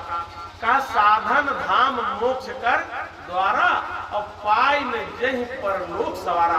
कहा इसको पाके आपको अपना परलोक बना लेना चाहिए। कहने का मतलब अपने कष्ट के चक्र को यहाँ से तोड़कर आनंद के देश में आपको चले जाना चाहिए। पाई न जहि परलोक सवारा, अगर इसको पाके अपना परलोक आप नहीं बनाए तो समझो आप अपने साथ धोखा कर रहे हो। कह रहे हैं अगर आपने ये मानव तन पाके काम नहीं किया तो बाद में बहुत पछताओगे जब मौत आ जाएगी। कहा सो परत्र दुख पावई और सिर धुन धुन पछताए, काल ही कर्म ही ईश्वर ही मिथ्या दोष लगाए। कहा अगर आप अपना काम नहीं किए, कहा सो परत्र दुख पावे, बड़ा दुख मिलेगा आपको, बड़ा कष्ट झेलना पड़ेगा, मौत आ जाएगी 84 में ढकेल लिए जाओगे। कहा सो परत्र दुख पावई और सिर धुन धुन पछताए, आप सिर पीट पीट के पछताओगे। कहोगे काल ही कर्म ही ईश्वर ही, कहोगे भगवान ने चाहा नहीं, ईश्वर ने चाहा नहीं, हमरे कर्म भाग्य में था नहीं, हमको सही चीज नहीं मिल पाई। तब आप झूठा आरोप लगाओगे, मिथ्या आरोप लगाओगे। ये इससे काम नहीं चलेगा। ये आपको मानव तन मिला है, आपको परलोक बना लेना चाहिए। लोगों ने कहा हुजूर ये कैसे बनेगा? उन्होंने बताया कि कैसे बनेगा परलोक। कहा नर तन भव बारिद कर बेरो और सन्मुख मरुत अनुग्रह मेरो। कहा ये नर तन, मानव तन क्या है? नर तन भव बारिद कर बेरो, बारिज माने सागर, बेरो माने नौका। कहा ये मानव तन क्या है? भव सागर, भव बारिज माने भव सागर। भव सागर क्या है? यही जन्म मरण का चक्र, बार बार मरिए, बार बार जिए, रोज कष्ट झेलिए, इसी को भव सागर कहा गया। कहा ये नर तन भव बारिज कर बेरो, ये मनुष्य शरीर क्या है? एक नौका है कि आप इसी नौका के माध्यम से आप भव सागर पार कर सकते हो। कहा नर तन भव बारिद कर बेरो, ये नौका है। और क्या बता रहे हैं? लोगों ने कहा कि अगर ये भवसागर पार करने की नौका है हुजूर तो आप ही पार कर दीजिए। कहे मेरा ये काम नहीं है। कहा तब आपका क्या काम है? तो बता रहे हैं, कहे सन्मुख मरुत अनुग्रह मेरो। कहा जब भवसागर पार करने के लिए आप नौका के पर बैठकर आगे बढ़ोगे तो सन्मुख माने सामने से, मरुत माने हवा, सन्मुख मरुत अनुग्रह मेरो, अनुग्रह माने कृपा, मेरी कृपा आपके ऊपर इतने होगी कि जब आप भवसागर पार करने के लिए नौका पर बैठ के आगे बढ़ोगे तो सामने से हवा का झोंका बन के रोकूंगा। बड़ी विचित्र बात है साथियों, ये कड़वा सत्य है। भगवान राम कह रहे हैं कि जब आप भवसागर पार करने के लिए मोक्ष की दिशा में बढ़ोगे तो मैं रोकूंगा। लोगों ने कहा अरे हुजूर ये क्या कह रहे हैं? आप रोकोगे तो हम लोग कैसे पार जाएंगे? तो भगवान राम समझा रहे हैं, कहे मेरा काम है रोकना, मैं रोकूंगा। मैं चाहता हूं किसी हमारे देश में बने रहो, किसी दुनिया में रहो, 84 का चक्कर लगाओ, स्वर्ग में आओ, आप अच्छा कार्य करो, आपके लिए मैंने स्वर्ग वैकुंठ बनाया है, आपके लिए अच्छे अच्छे स्थान मैं भी बनाया हूं, लेकिन मैं चाहता हूं इसी में आप बने रहो, इसको छोड़ के बाहर मत जाओ। कहा लेकिन जब आप रोकेंगे तो जा भी कैसे पाएंगे? कहा नहीं, मैं राजा हूं, मेरा कर्तव्य है, जाने का क्या सिस्टम है आपको बताता हूं इसीलिए। कहा लोगों ने कहा बताइए महाराज। तो भगवान राम समझा रहे हैं। कहा ये जो नौका है मानव तन, इस नौका का अगर खेवैया सही मिल रहा है तो मैं लाख रोकूंगा सामने से। अगर नाव चलाने वाला दक्ष है, निपुण है, ये आपकी नाव को खींच के इस पार से उस पार लगा देगा। कहा वो कौन है खेवैया? कहा कर्णधार सतगुरु दृढ़ नावा, और दुर्लभ काज सुलभ करि पावा। कर्णधार माने नाविक। अरे कहा इस खेवैया, इसका नाविक सतगुरु है। कर्णधार सतगुरु दृढ़ नावा। कहा वो संत सतगुरु वही इसका खेवैया है। वो अगर आपका हाथ पकड़ लिया, आपका नाविक बन गया, तो कहा आपको खे के इससे उस पार लगा देगा। दुर्लभ काज सुलभ करनावा। अरे कहा जो दुर्लभ है, जो कार्य नहीं होने वाला है, वो संत सद्गुरु वो करा देगा, उसको सुलभ कर देगा। तो संत के पास ये क्षमता है कि आपको यहाँ से वहाँ पहुँचा देगा। यही भगवान राम बता रहे हैं। इतने नहीं कहे, और कहे कि अगर मानव तन पाए हो, अगर आपने ये काम नहीं किया तो आप अपने साथ धोखा कर रहे हो। तो स्वामीदास जी लिखते हैं, कहा जे न तरिय भव सागर, नर समाज यस पाय, असो कृत निंदक मंदमति, आत्माहन गति जाय। कहा जे न तरी भवसागर, इस भवसागर को जो नहीं पार किया, नर समाज यस पाय, जो नर समाज, नर शरीर पाके जो इस भवसागर को नहीं पार किया, कहा सो कृत निंदक मंदमति। अरे वो निंदा का पात्र है, वो मंदमति है, वो मूर्ख है, बहुत छोटी बुद्धि का है। सो कृत निंदक मंदमति, आत्मा हन गति जाए। वो आत्महत्या गति को पाता है। जैसे कोई फांसी लगा लेता है, जहर खा लेता है, ट्रेन के आगे कूद के अपनी जान दे देता है, आत्महत्या कर लेता है, उसकी बड़ी दुर्दशा होती है। तो जो आत्महत्या करने वाले की दशा होती है, वही उस आदमी की भी दशा है कि मानव शरीर और मानव समाज पाके अपना काम नहीं किया, ये जानवरों की तरह आया और चला गया, तो समझो उसने आत्महत्या का दोष उसके ऊपर लगेगा और उसी गति में भेज दिया जाएगा। तो साथियों, हमारे आपके ऊपर मानव तन मिला है, तो अपना काम हमको आपको कर लेना चाहिए। ये सच्चाई भगवान राम ने अपनी जनता को बताया, यही भगवान कृष्ण ने अपनी जनता को बताया। उद्धव को बताया, हे उद्धव मेरा जाने का समय आ गया, मैं जा रहा हूँ। उद्धव ने कहा मुझे भी ले चलिए हुजूर, यहाँ क्या करूंगा? कृष्ण ने कहा, हे उद्धव वहां जाने के लिए तो चले जाओ, बद्रिका आश्रम में संतों के पास वो रास्ता बताएंगे। उद्धव ने कहा कि अगर बद्रिका आश्रम में संत ही पहुंचाएंगे तो आपने पहले क्यों नहीं बताया, मैं पहले ही संतों के पास चला गया होता। भगवान कृष्ण ने कहा, हे उद्धव बता तो मैं दिया होता, लेकिन आपने कभी पूछा नहीं। अरे ये तो आप मेरे बड़े प्रिय थे, तो मैंने सोचा जाते जाते ये सच्चाई आपको बता दूं। तो भगवान राम, भगवान कृष्ण जिससे खुश हो गए उसको उन्होंने सच्ची बात बता दिया। ये मानो तन पाए हो, संतों के चरण में लग जाओ, रास्ता उनसे ले लो, अपने घर निकल जाओ। यही राम ने बताया, यही कृष्ण ने बताया। भगवान राम जब सेवरी से खुश हो गए, उसको भी यही बात बता दिए। लोग कहते हैं सेवरी को उद्धार कर दिए, अरे उद्धार नहीं किए, उसको सही रास्ता बता दिए। बस भगवान ने यही किया था। क्या किया?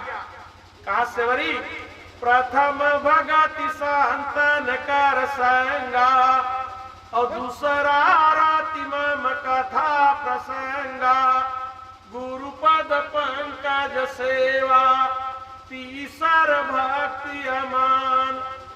कहा हे सेवरी संतों की संगत करो, प्रथम भगत संतन के संगा, दूसरा रति मम कथा प्रसंगा, मैं कौन हूँ वो संत बताएंगे। कहा मोते अधिक संत कर लेखा।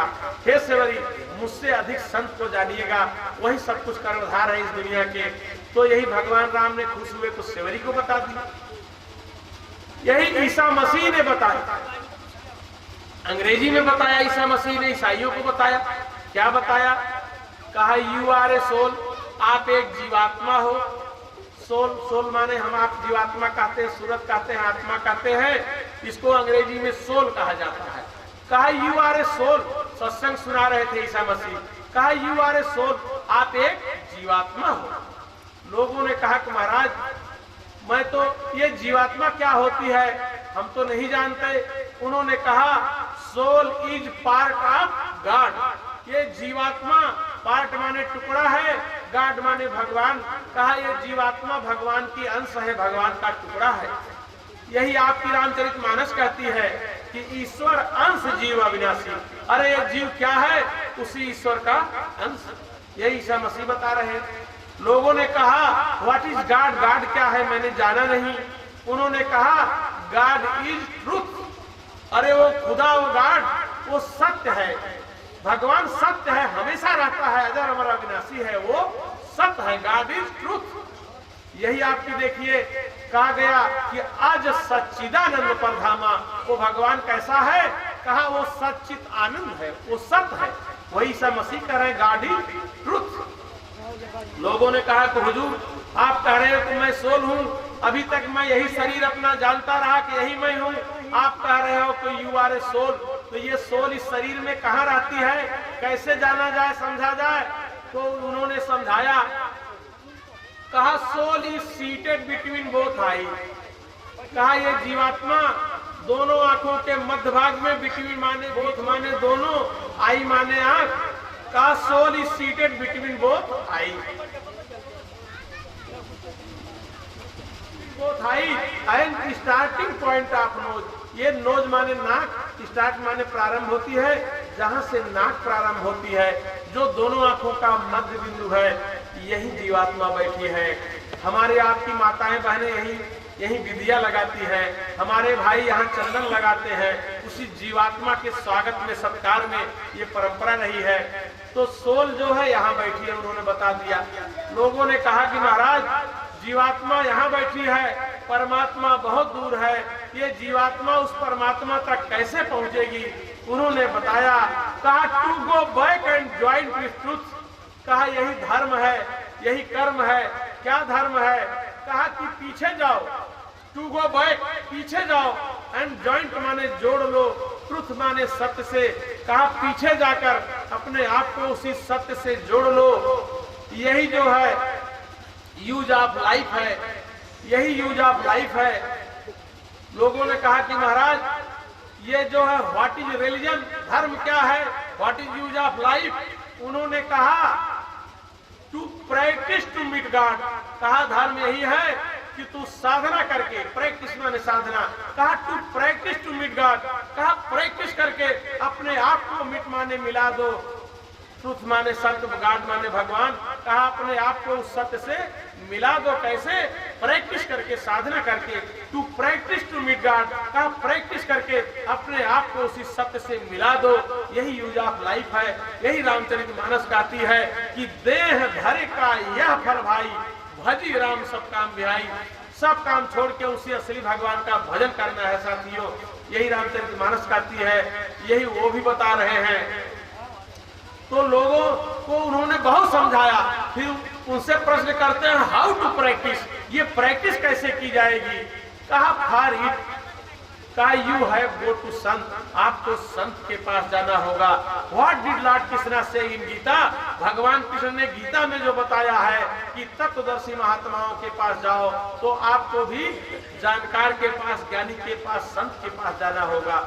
यही मुस्लिम फकीरों ने कहा अजब अनार दो भिस्त के द्वार पे, लखई दुर्वेश कोई फकीर प्यारा, आंखी मध्य पाखी चमके, पाखी मध्य तारा, और ता बीचे दूरबीन लगाओ, उतरो भौजल पारा। यही मुस्लिम फकीरों ने कहा दिल का हुजरा साफ कर, जाना के आने के लिए, ध्यान गैरों से हटा, उसको बिठाने के लिए। कहा एको दिल लाखों तमन्ना, ता पर से और हबीस, और फिर ठिकाना है कहाँ उसको बिठाने के लिए। कहा एको दिल लाखों तमन्ना, कहा दिल एक है, तमन्ना हजार है कि और हो जाए, और हो जाए, इतना हो जाए, उतना हो जाए, लड़का हो जाए, बिटिया हो जाए, पतो हो जाए, लड़का नौकरी पा जाए, जमीन हो जाए, जायदाद हो जाए, इतनी तमन्ना हमारे अंदर रहती है। कहा एको दिल लाखों तमन्ना, तापर से और हविस भी बहुत ज्यादा रहती है, कितना ज्यादा हो जाए। कहा फिर ठिकाना है कहाँ उसको बिठाने के लिए। और जब कहा इतनी तमन्ना भरे हो पहले से ही, तो मालिक कैसे तुम्हारे अंदर आएगा। कहा कि गो से वातिम हो कुसादा, जो करे कुछ दिन अमल। कहा रे गो एंड गोचर दो चीज होती है संसार में। कहा गो से वातिम, गो गोचर, गोचर माने इंद्रियों से परे, गो माने जो हम इंद्रियों से दुनिया को देख रहे हैं इसमें क्रियाशील है। कहा गो से वातिम, कहा ये जो दुनिया में प्रवृत्त हो इससे वातिम थोड़ा दूरी बना लो। गो से वातिम हो कुसादा, जो करे कुछ दिन अमल। और जब इससे दूरी बना लो और कुछ दिन अमल करो, प्रैक्टिस करो जो आपको कामिल ने बताया। कहा काम मिले मुर्शिद से मिल, सीदक सबूरी से तकी, देगा वो तुमको फहम सारग में जाने के लिए। कहा हे मुर्शिद तू कामिल से मिल। कामिल माने जानकार, जानकार माने ज्ञानी, तो कामिल माने गुरु, ज्ञानी जानकार, उसको कामिल कहा गया। कहा कामिले मुर्शिद से मिल, मुर्शिदे कामिल से मिल। मुर्शिद माने जैसे हम आप शिष्य कहते हैं, चेला कहते हैं, वहाँ उर्दू लफ्ज में उसको जो है मुर्शिद कहा जाता है। कहा मुर्शिदे कामिल से मिल, हे मुर्शिद कामिल से मिल, जानकार से मिल, सीदक सबूरी से तकी। अरे जब तुम्हें जानकार मिल जाए तो थोड़ा सब्र करो, धीरज करो, दुनिया से बहुत नाजायज रिश्ता जो बढ़ा रहे हैं उसको कम कर दो। सीदक सबूरी से तकी, और देगा वो तुमको फहम सारग में जाने के लिए। अरे वो जानकार मिल जाएगा, उसकी बात मान लोगे, तुम्हें स्वर्ग में, तुम्हें आकाश में चढ़ने का वो रास्ता बता देगा, तुम्हारा काम हो जाएगा।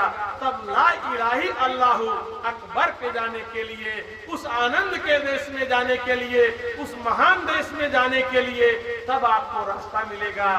प्रैक्टिस करना होगा साथियों, साधना करना होगा। यही हिंदू मुस्लिम सिख ईसाई सारे धर्मों में यही वर्णित है। सारे महात्माओं ने एक ही उपदेश दिया, कहीं कोई लड़ाई झगड़ा कोई विवाद नहीं। अज्ञानता में सब अंधकार में लड़ाई ही लड़ाई है साथियों। ज्ञान पूर्ण जिंदगी जीने से बहुत समझदारी आती है। अगर आपको ज्ञानवान मानव तन मिला, हित अनहित पश पक्षी जाना, मानुष तन गुण ज्ञान निधाना। अगर आपको एक ज्ञानवान तन मिल गया है, इस सच्चाई को जानिए। अगर इस सच्चाई को नहीं जाने तो जानवरों की तरह आए हो और जानवरों की तरह चले जाओगे साथियों। धोखे में जिंदगी बीत जाएगी। ये महात्मा चेताते हैं, कहते हैं धोखे की जिंदगी मत जियो, सही जियो, अच्छी दिशा में जियो। इस दुनिया के रहस्य को जानिए, इस संसार की सच्चाई को जानिए, इसमें क्यों बजे हैं, कैसे निकले हैं, कैसे निकलेंगे, सारा तरीका ये बताते हैं साथियों। तो हमको आपको विचार करना होगा कि इससे बाहर कैसा निकला जाए। संतों का जो रास्ता है, मोटी बात सबको जानना चाहिए। गुरु महाराज मेरे कहते थे, हम आए इस देश से हैं जो आनंद का देश था, यहाँ से किन्हीं कारणों से यहाँ भेजे गए हैं। ये जो है भव सागर है, जन्मिए मरिए, जन्मिए मरिए, स्वर्ग जाइए नरक जाइए, इसी में राउंड लगाइए, युग युग यही बीत रहा है हमारा आपका, यही कष्ट के चक्र में फंस गए हैं। लेकिन हम आप रहने वाले आनंद के देश के हैं। तो ये संत कहते हैं कि तुमको मैं तरीका बता दूं, यहाँ जो कर्म का विधान है इसको कैसे काटोगे, कर्मों को जला के इसमें से निकल आओ, इस देश में तुम्हें पहुंचा दूं। तो गुरु महाराज कहते थे क्या, कहा हम आए वही देश से जहां तुम्हारो धाम, और तुमको घर पहुंचावना एक हमारो काम। कहा हम उस धाम से आए हैं जहां के तू रहने वाले हो, तुम्हें घर पहुंचाता हूं, यही मेरा काम है। तो संत महात्मा हमेशा हमको आपको मर्यादा में कोई बात कहते हैं साथियों, ये चमत्कार नहीं दिखाते हैं। सब ही नचावा राम गोसाई, अपना रहे दास की नाई। वो कहते हैं मैं आपका सेवक हूँ, मुझे कुछ जानकारी है, उससे आप लाभ ले सकते हो। मिलते जुलते रहिए, इसी मिलने जुलने में कोई अच्छी बात मिल जाए उसको ग्रहण कर लो, आपका फायदा हो जाए। तो ये संत चमत्कार नहीं दिखाते साथियों, इस ब्रह्मांड में दो शक्तियां काम कर रही हैं, एक काल की शक्ति है और एक दयाल की शक्ति है। काल की शक्ति इसी में खींच के हमको आपको बजाए रहती है। काल मतलब काल है, काया दे और फिर ले ले, माने हमको जन्म दे फिर मार के ले ले, इसी को काल कहा जाता है। तो ये काल का देश है, यहाँ की एक शक्ति जो इसमें हमको आपको बजा के रखना चाहती है। दूसरी दयाल शक्ति है जो आपको हमको यहाँ से निकाल के असली देश ले जाना चाहती है। अगर उस दयाल की बात हमने मान लिया, हमारा आपका काम हो जाता है। जिसने मान लिया उसका काम हो गया। साथियों, राजा भरथरी क्या थे, राजा जनक क्या थे, मीराबाई क्या थी, मतलब राजा बुल्ले शाह क्या थे, पलटू साहब क्या थे, रैदास जी क्या थे। जिन्होंने भी चाहा उसको पाया, जो चाह लिया वो पाया, जहां चाह वहां रहा, जो चाहा वो पाया और जो पाया वो बताया। और हम आप में माने थे, हमारे आपके दुर्भाग्य है साथियों। ये हम आप बच नहीं सकते। जब हिसाब होगा, हिसाब सबको देना है। तो ये संत महात्मा हमारे आपके ऊपर दया करके ये सच्ची बात बता के हमको आपको यहाँ से ले जाने की युक्ति बताते हैं। रही बात वो चमत्कार नहीं दिखाते हैं, वो सत्संग सुनाते हैं, वो वचनबद्ध हैं कि जब इस हमारी धरती पे मृत्युलोक में आएंगे वो चमत्कार नहीं दिखाते हैं साथियों। वो हमको आपको सच्ची बात बताएंगे। अगर सच्ची बात हमको समझ में आ गई, हम रास्ते पर लग गए, काम हो जाएगा। लेकिन वो चमत्कार नहीं दिखाएंगे। और इस ब्रह्मांड में जो काल शक्ति काम कर रही है, जब इस धरती पर ज्यादा अनर्थ होने लगता है, ये काल शक्ति प्रकट होके जब आती है तो ये मारती है, काटती है, युद्ध कराती है, तलवार चलाती है। भगवान राम क्या थे, कृष्ण क्या थे, तीर चलाते थे, तलवार चलाते थे, धनुष चलाते थे, चक्र चलाते थे। ये सीधा काटते थे, सीधा काटते थे, काट के खरियान कर देते थे। ये काट के सही करते हैं। संत दयाल सत्संग सुना के करते हैं। गोस्वामी दास जी ने एक जगह थोड़ा सा तुलना कर दिया। क्या कहा राम एक तापसती तारी, और नाम कोटि खलक मत सुधारी। कहा भगवान राम एक तापस्ती तारी, ती माने स्त्री, तापस माने तपस्वी। भगवान राम अहिल्याबाई को तार दिए थे। तारने का मतलब उनको पत्थर से स्त्री बना दिए, पार नहीं कर दिए थे, तार दिए थे, माने जड़ियों से चेतन में ला दिए थे। ये राम का काम था। लेकिन जो नाम की क्वालिटी है, कहा नाम कोटि खल कुमत सुधारी। अरे जिसको नाम मिल जाएगा, जिसको नाम की जड़ी मिल जाती है, वह सुधर जाता है। ये करोड़ों करोड़ों को तार देता है, करोड़ों करोड़ों को पार कर देता है। नाम वो दौलत है साथियों। इसीलिए कहा कि कहाँ लगी करो मैं नाम बढ़ाई, राम न सके नाम गुण गाई।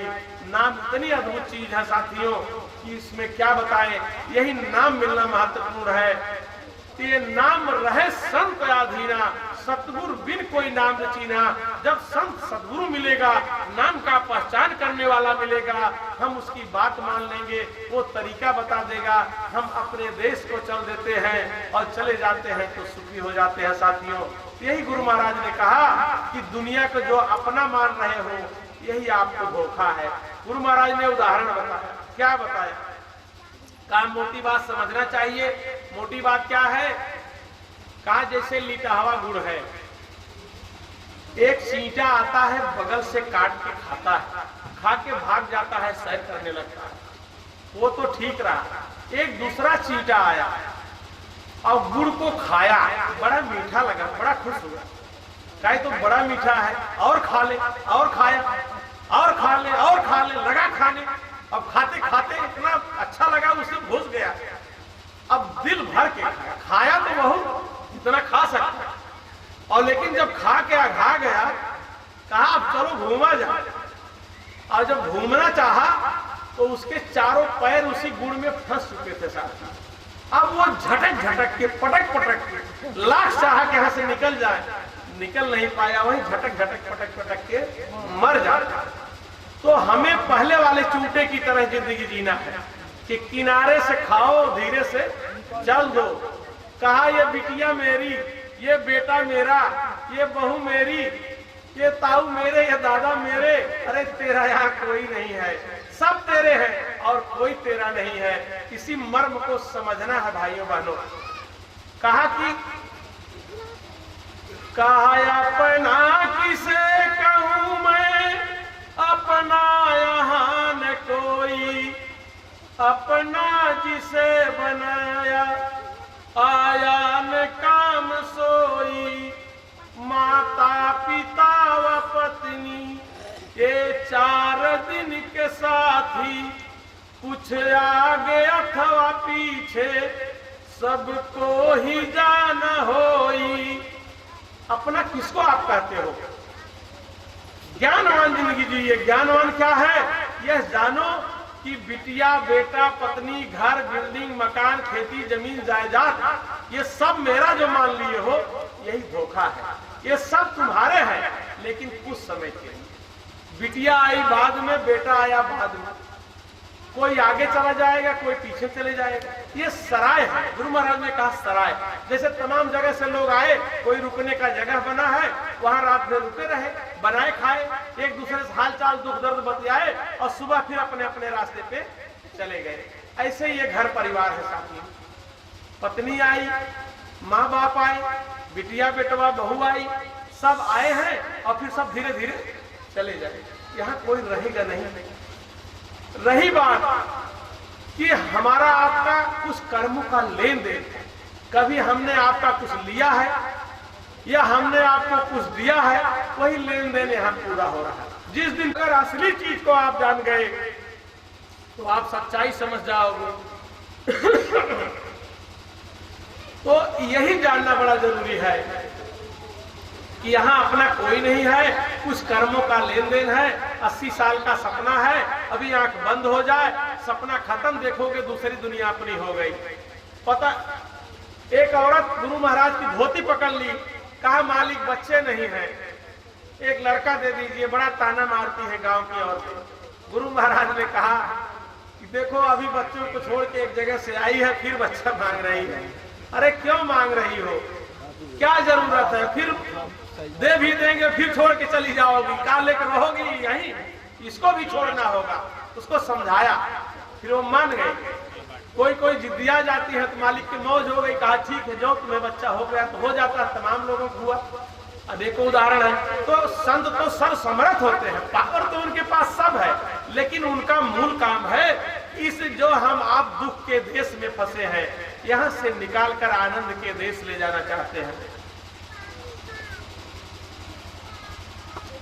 साथियों, ठंडी अधिक है, काफी लोग इधर उधर बैठे हैं और काफी लोग जुटे, बहनें भी काफी आई, सब ध्यान से सुने। मैं बहुत खुश हूँ, बहुत अच्छा लगा। तो ये संतों का जो संदेश है, इसमें एक परहेज जरूरी है। उसकी व्याख्या करेंगे तो 1 घंटा फिर बढ़ जाएगा, व्याख्या नहीं करेंगे। बस इतना जानिए कि दारू, मांस, मछली, अंडा, मतलब कोई ऐसी नशा, दारू का मतलब जैसे अफीम, हीरोइन, चरस, गांजा, भांग, दारू, ये सब। आप पान बीड़ी सुरती आपकी आदत है, नहीं मान रहा भी तो खा सकते हो, छोड़ने का प्रयास करना चाहिए। अन्यथा ये बुरे नशे जो हैं इनको छोड़ दीजिए।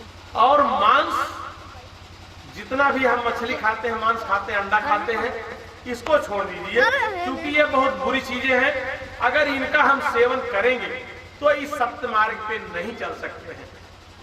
उदाहरण के तौर पे, प्रमाण के तौर पे, रावण क्या था? रावण बहुत बड़ा राजा था। उत्तम कुल पुलस्त करना, उत्तम कुल में पैदा है। पुलस्त ऋषि का नाती, शिव विरंच पूजहु बहु। अरे शंकर और ब्रह्मा को बहुत भांत भांत से पूजा करके खुश किया रहता। इतना बड़ा ज्ञानी विद्वान रावण, इतने ऊंचे कुल में पैदा हुआ, जाति से पंडित ब्राह्मण। लेकिन क्या रावण का नाम आज कोई अपने बच्चे का रखता है? रावण, किसी पूरे गांव में किसी का नाम रावण नहीं होगा। राम तो बहुत होंगे, राम लक्ष्मण सीता तो बहुत मिल जाएंगे, घर घर मिल जाएंगे, लेकिन रावण नाम आप खोजेंगे कहीं जल्दी मिलेगा नहीं। कारण क्या है कि रावण से हम घृणा करते हैं। तो रावण में गलती क्या थी? ब्राह्मण के घर में पैदा था, विद्वान था, सारी योग्यता थी, शिव ब्रह्मा जैसे लोगों को खुश करके रखता था, सारी देवी देवताओं को। यही बुराई आ गई, वो तामसी हो गया, यही मांस मछली अंडा शराब का सेवन करने लगा साथियों, और वो इतना बड़ा निंदा का पात्र हुआ। और फिर देखिए उसको भगवान राम ने मारा भी, और पूरी निंदा होती हर जगह उसकी। तो कहने का मतलब, रावण जैसा विद्वान राजा आज जो पूरे घृणा का पात्र हो गया, तो यही बुराई है। अगर हम मांस खाते हैं, दारू पी रहे हैं, तो हम भी रावण ही हैं। झूठे राम का नारा नहीं लगाना चाहिए, बोलेंगे जय श्री राम। हम मंदिर बनाएंगे, बड़ी अच्छी बात है, बनाइए, साधना करिए, लेकिन यह ध्यान दीजिए कि तू जय श्री राम वाले हो कि जय श्री रावण वाले हो, दोनों में विचार करना पड़ेगा। कमवा रावण वाला करोगे तो राम वाले में भर्ती नहीं ली जाएगी। अरे भर्ती उसकी होती है, अभी मिलिट्री भर्ती होने जाता है, उसका मानक बनाता है, जो दौड़ेगा, परीक्षा पास करेगा, मेडिकल पास करेगा, उसकी भर्ती होती है ना। तो भर्ती तो वहां होगी जो राम ने मानक बनाया है। जब उसको फॉलो करोगे तब राम वाले दरबार में जाओगे, और नहीं तो काम करोगे रावण वाला तो राम वाले में जाओगे, धक्का मार के निकाल दिया जाएगा, बंधे जात जंजीर पकड़ के घींच के उधर ही ले जाया जाएगा। हे साथियों, निवेदन है कि मुर्दा खाना छोड़ दो। मुर्दा क्या है? कोई आदमी मर जाता है, मुर्दा को जलाया, शमशान घाट भेज दिया। अपने मुर्दे से इतना परहेज, जलाने वाले को छूते नहीं, शुद्ध किए तेरही किए, तब उसके साथ लोग हिलते मिलते हैं। अपने मुर्दे से इतना परहेज। और बाजार में बकरा काट दिया, गर्दन कट गई, मछली काट दिया, गर्दन कट गई, मुर्गा मुर्गी को काट दिया, जिसकी गर्दन कट गई। अच्छा ठीक,